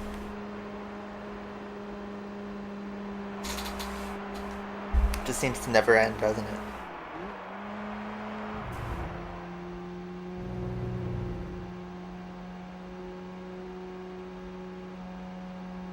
So 60 points. We have not quite clinched it. We have one more race to clinch the title.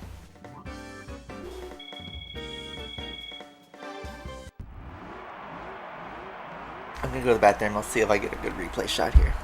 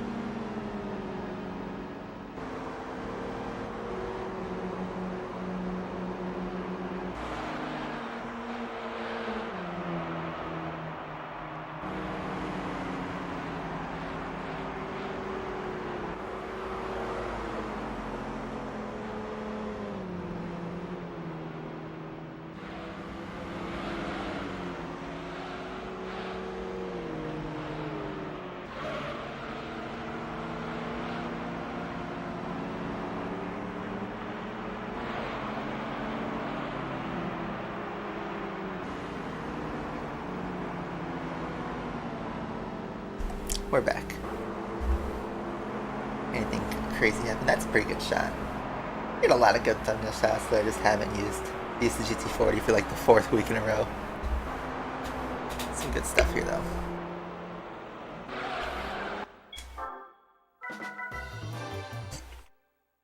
Just saving the game all the time. I do not want to replay these races. Alright, we'll do one more for the stream. We'll do the last 3 races then another time. But for this stream, we'll do one more. We haven't seen the long boy tracks yet. Deep Forest, okay. If I remember correctly, Grand Valley, Route 11, and Tokyo are like the last 3 races, and that's gonna absolutely drag. Those are gonna be long boy races. That's why I have them for next week.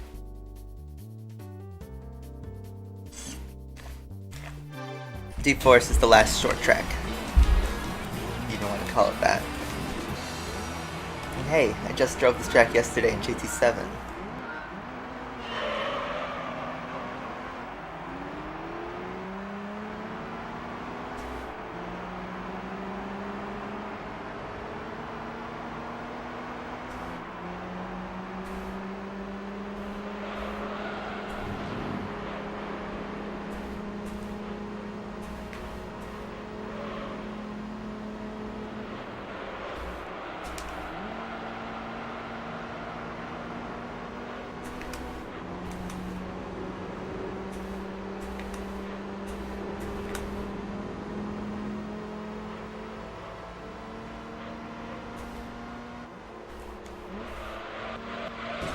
Rammed by the Mustang. Everyone goes wide on this corner.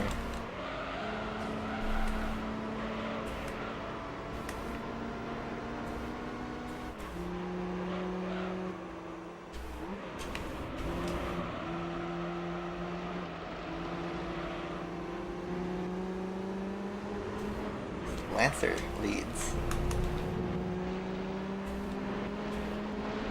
Four-wheel drive cars are doing pretty well.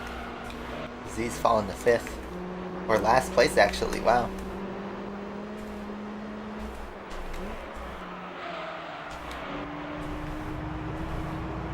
One thing, though, is this track is a tire killer.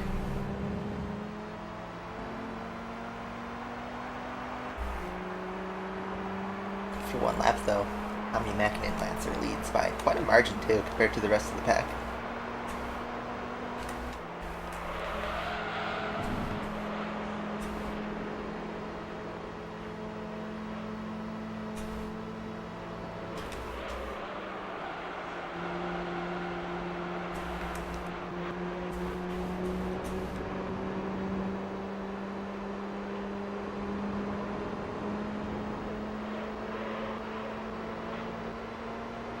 See like who's sneaking up the field. I think the Z has made it past that group. We will be up to second shortly.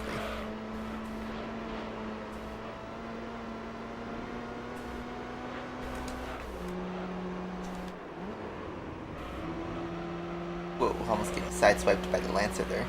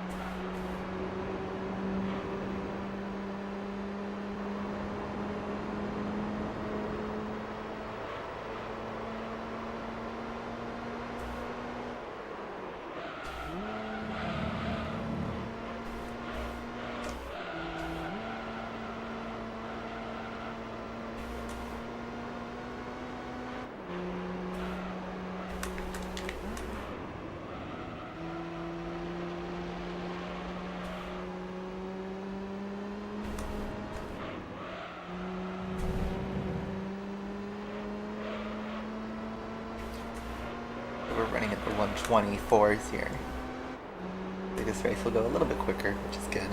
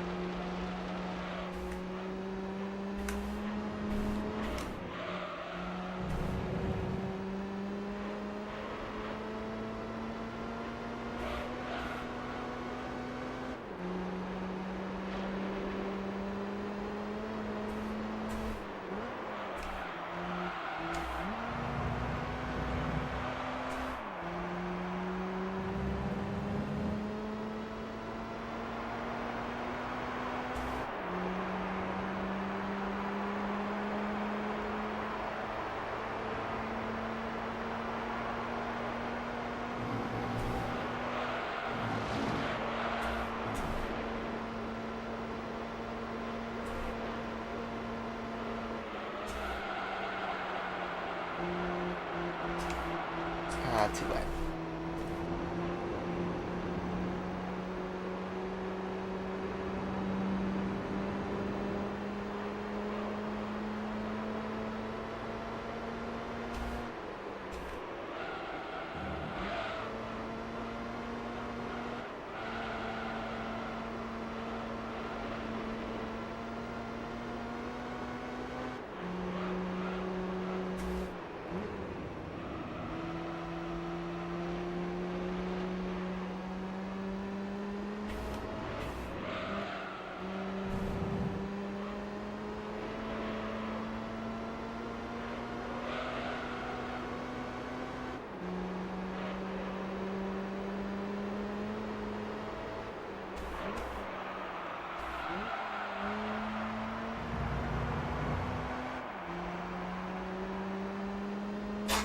Go for a coffee drink.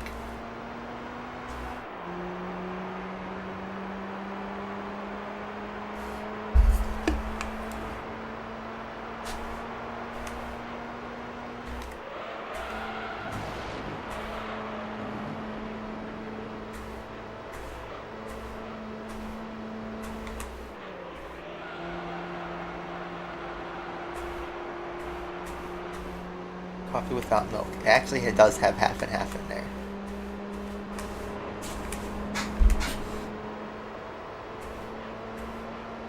So it's like half milk, half cream.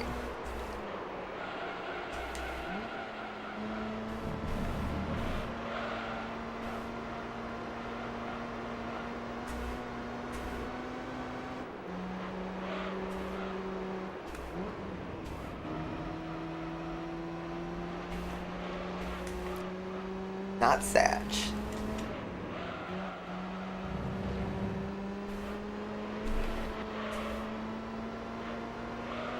Been almost a year. But let me ask you this. In the year since I left, did it get better? Did it get any better, or did it just get okay?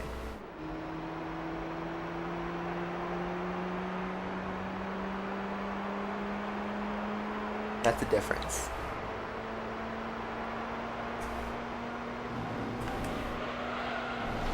That's the big corner cut there.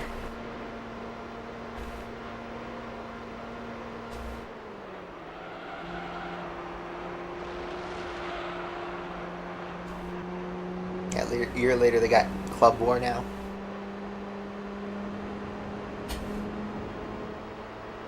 Kind of lost 2 subs. I really don't care. I really don't care.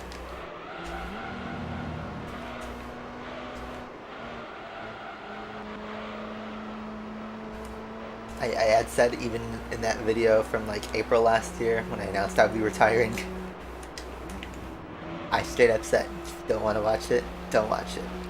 It wouldn't hurt my feelings. I don't know why all the comments have their feeling hurt.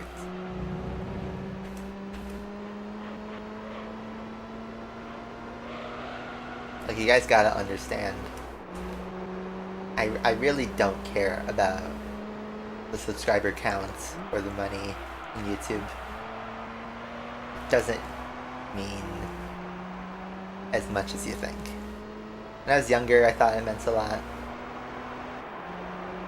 But I think the most important thing is that you're having fun, and that the people who do watch are also having fun. I did not watch any Asphalt 9 content at all. I have completely isolated myself from the game. In fact, I didn't watch Asphalt YouTube at all, really. Sometimes I watched laps from like Afik or Alex or other top level players. But like, I never watched, you know, a entertainment channel like Furum or 89 or anyone like that. I know they're both really popular, but I just didn't have the time for that, and I already had enough, you know, enjoyment playing the game myself, doing pretty much the same races.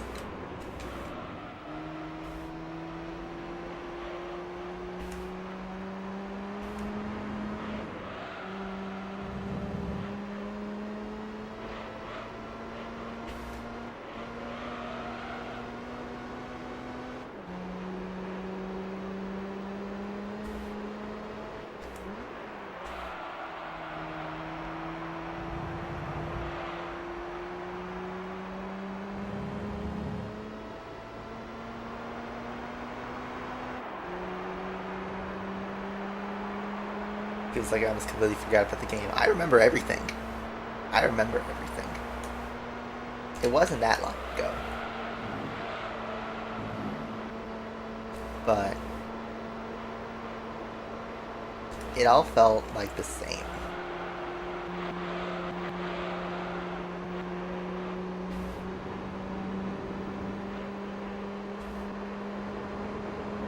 What's up, F8?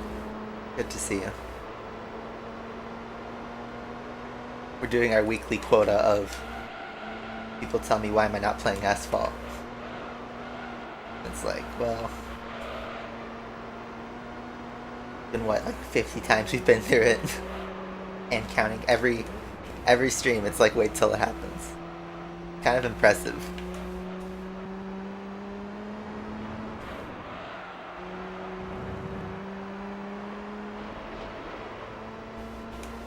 Any plans of more night streams? I haven't been able to do night stream because I've been pretty busy with studying. I have my exam on Tuesday, and then after that I'll be more free in the evenings for a bit. But I'll be perfectly honest, I'm probably going to supplement that with like going out in real life. So I don't know. Depends what I end up doing next week.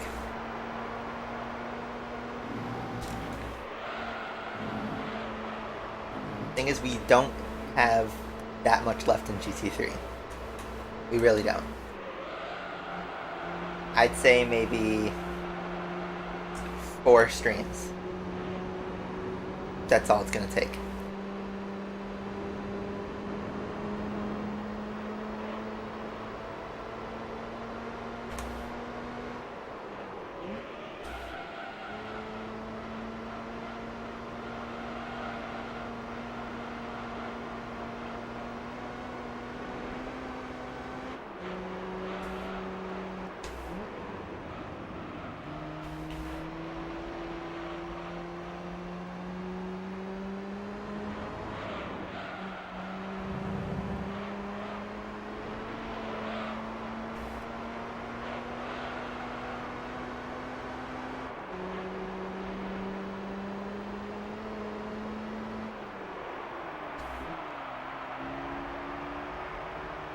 It has been a year since this playthrough. But you know what's interesting? So, on average I stream about 2 hours. A year's 52 weeks. Now look at our play timer. Isn't that bonkers?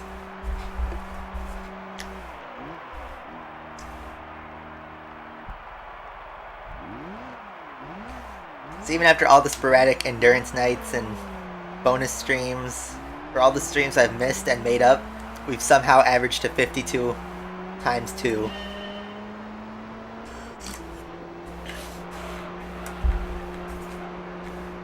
It's kind of crazy how that works out. But yeah, a year is a long time and not a long time at the same time. That's a lot of time.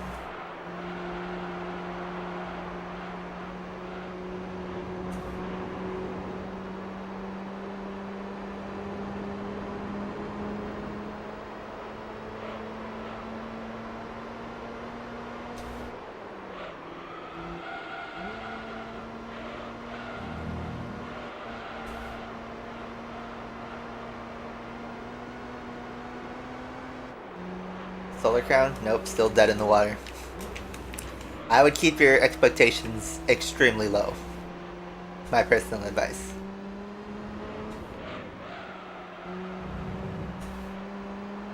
I wonder if the developers straight up forgot about it.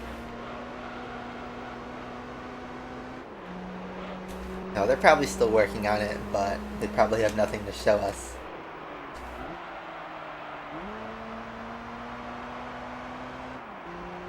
Still no gameplay, still no actual trailer besides CGI teasers. Very, very small amount of information about the game itself. Whoa, that text overlapped. It's pretty whacked. Wait, why is the T2 text still there? I just realized, that's why. What's going on with that? 53592. What's going on with that? Hold up.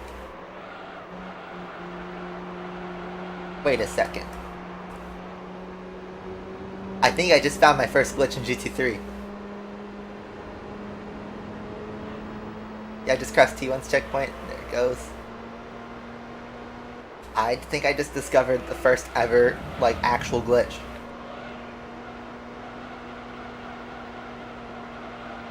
Uh-oh. I hope it didn't corrupt the save or anything like that. Should I save on a backup memory card? Maybe, let's see. Ooh, I crossed T2 again. Nothing.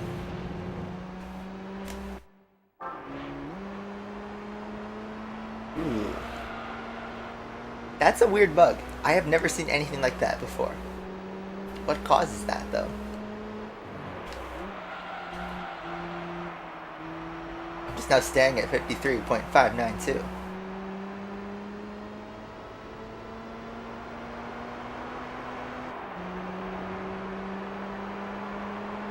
That's so strange. I think it's just a visual bug, but I have no idea.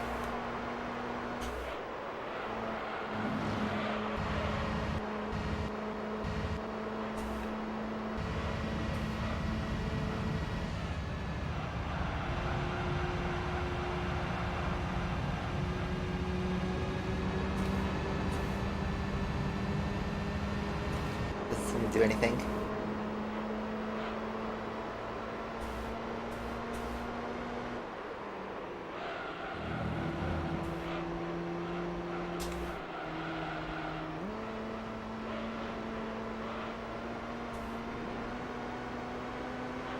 Hopefully no harm. It's just kind of a silly way to do the rest of this race.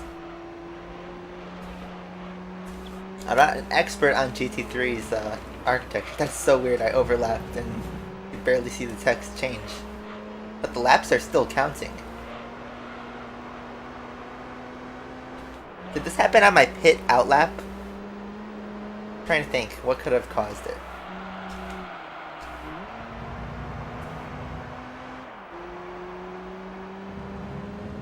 I would think it's just a visual bug. But it's so strange. I have no clue.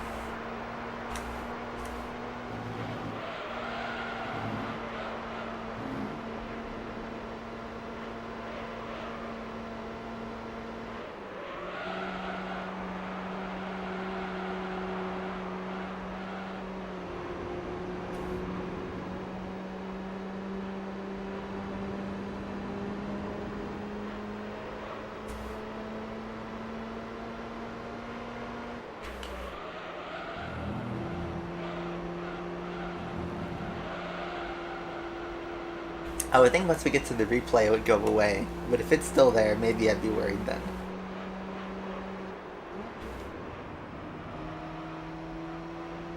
It's gone! What? 53581, that's the new one. It's gone! What the hell was that? As soon as the skyline pitted, it went away. What the hell was that? The longest split time I have ever seen in any racing game.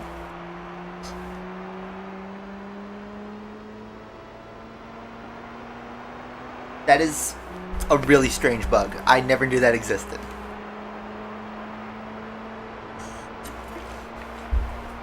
Well, you learn something new every day.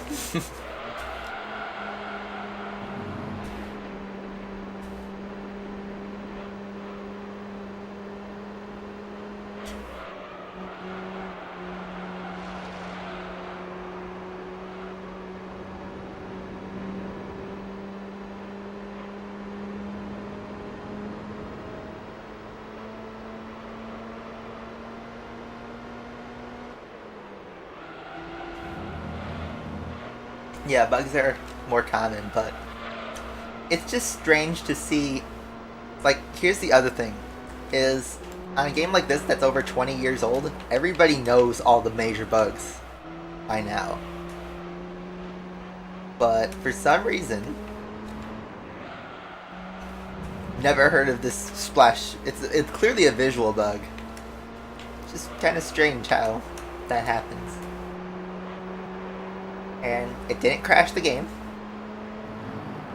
Didn't completely ruin the experience, just kind of strange. And overlapped over text.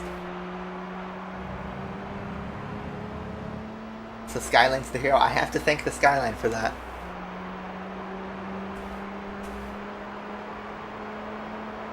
I think there was too much information on the screen at the same time and just got rid of the message.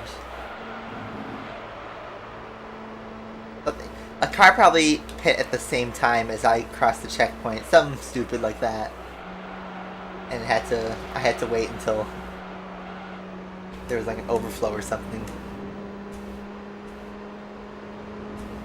Because you notice if you cross the checkpoint while like there's a split timer, it won't show up until after, you know, the information disappears. Like a queue, sort of, if you've ever done computer science, or a stack. I don't know, someone smarter than me could probably explain it.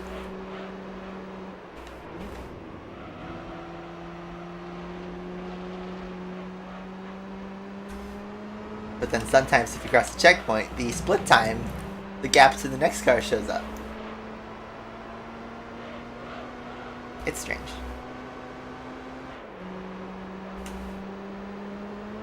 Bugs have always existed since the beginning of computer programming. It's just back then you had to pay special attention. There was two things to it. Number one, the computers and the game systems were a lot more simple back then. They had limitations on what you could do to program them, so in a way it was kind of easier to troubleshoot games. Because nowadays computers are so complicated, so complex. The new systems are so complex. It's harder to, fix bugs because on a complicated system, if you change one thing, it might affect another one in a negative way, and there's so many variables.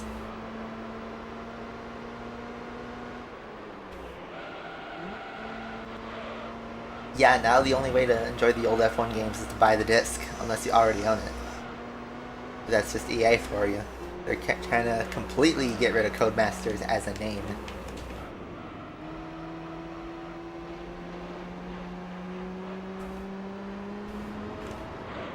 But it's just, bugs are harder to fix these days. And since it's a more complicated system, they're more likely to show up.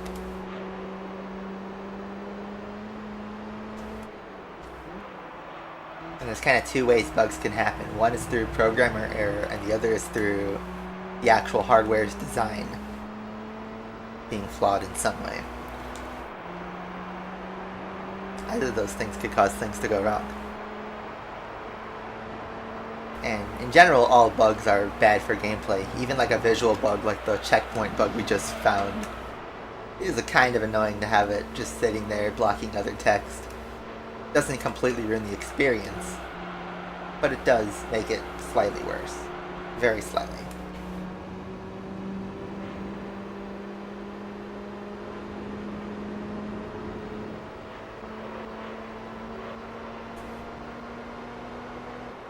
Yeah, the thing is, back then a lot of bugs in older games, and even in modern games, were only found if you did something very specific, like you were trying to push the limit of the game.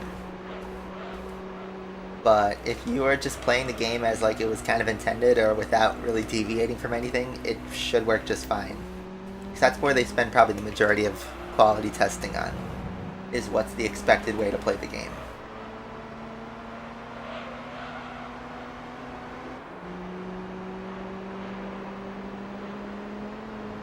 But then you have something like Cyberpunk, where even the expected way to play the game is absolute garbage. Bug-ridden. Mustang does not pit. It looks like the Z is going to come out of the pits just before we catch him.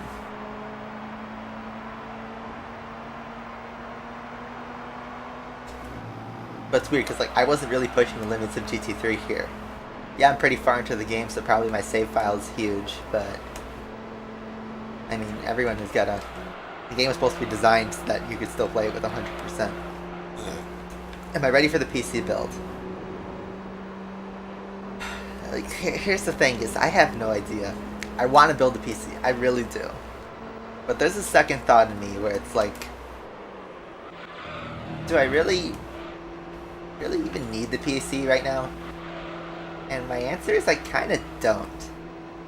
I could play Horizon 5, albeit with really long loading times. But that's probably the most graphically intense game I own on PC. The rest I just get the PS5 version.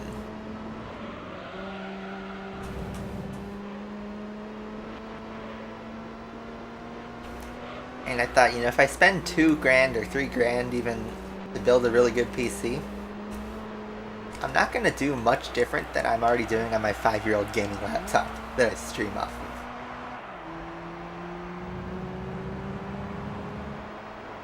That's just it. Not sure if it's really worth it right now. Because right now I'm saving up for a house and a sports car, and then I'm buying stupid stuff like what I'm about to show you guys in a minute.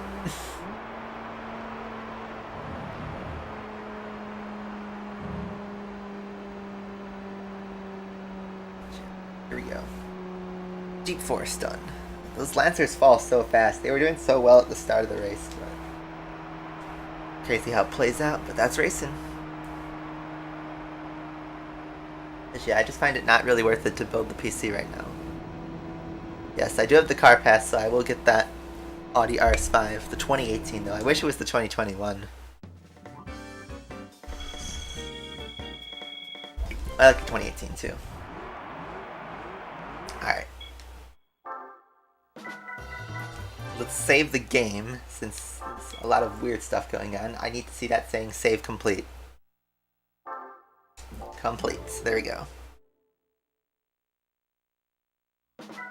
Alright, so that's going to be it for the stream, but before I go, let me just first turn off the timer. Come on.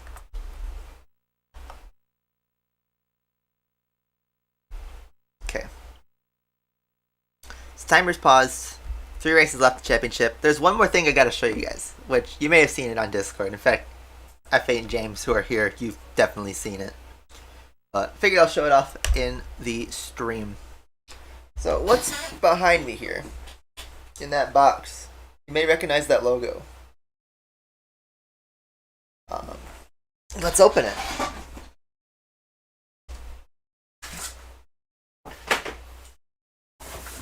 Ooh, it's a thing in a bag. I wonder what it could be. I mean, you guys already know it. But I'll show you guys. Flash.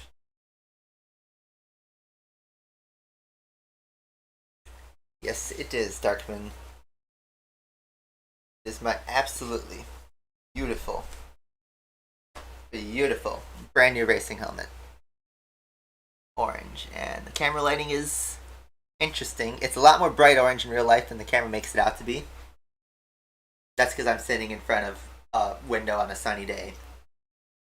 But there you go. It is a fluorescent orange helmet. I feel like I'm that Saul Goodman, the 3D shot. But yeah. It's a nice helmet. It's a very, very nice helmet. I wore it at the K1 Grand Prix last weekend and it was pretty good. It did it well. I'm going to put it on though.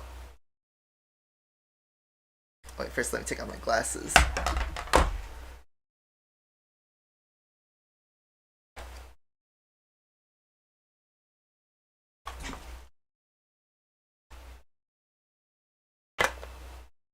There we go. I don't know if you guys could hear me very well. But, yeah, this is my racing helmet. I just got this, last weekend. And this is what I'll use for track days and go-kart racing and all that fun stuff. So, yeah, it's pretty cool. Made of composite. It is a Bell K1 Sport. I'm going to decorate it with like vinyls and stuff, but yeah, cool helmet, cool stuff, and hopefully it protects my head because that's what it's designed to do. Is the helmet comfortable? It's comfortable enough. It is pretty snug, and especially you wear a head sock. I just put it on without the head sock. It's tight, and it could fog off kind of easily. But once you're actually driving, it doesn't. The fog goes away.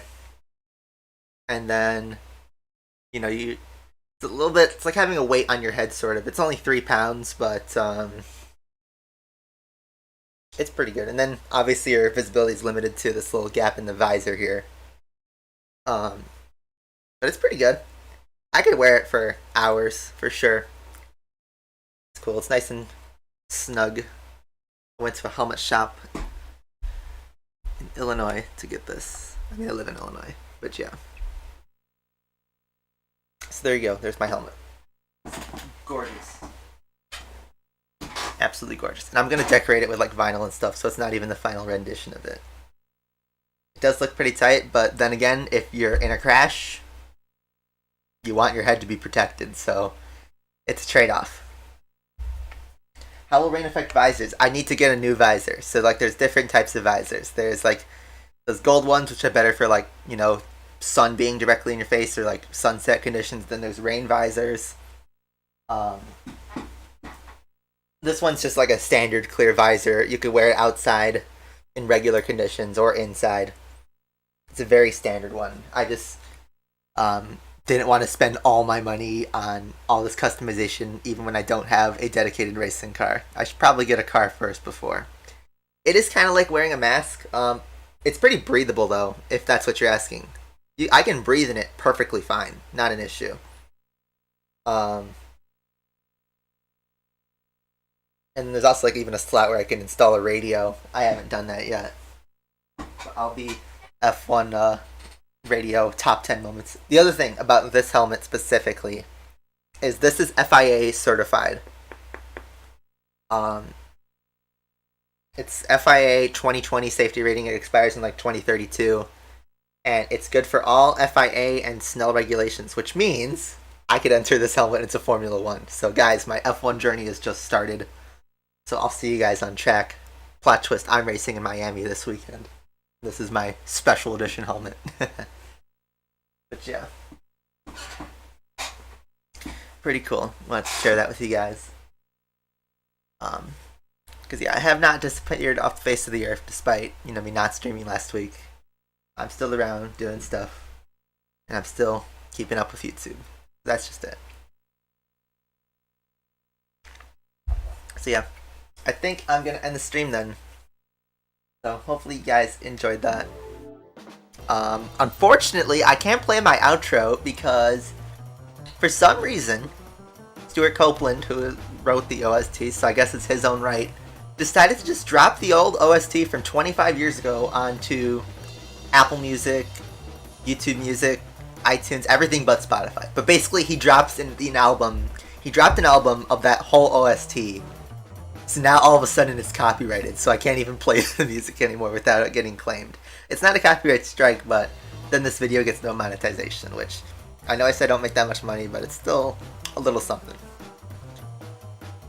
So yeah, I'm gonna have to make a new one.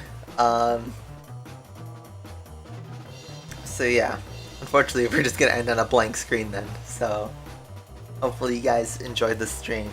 Thank you guys all for watching as always. We'll pick this up next week. I will see you guys next time.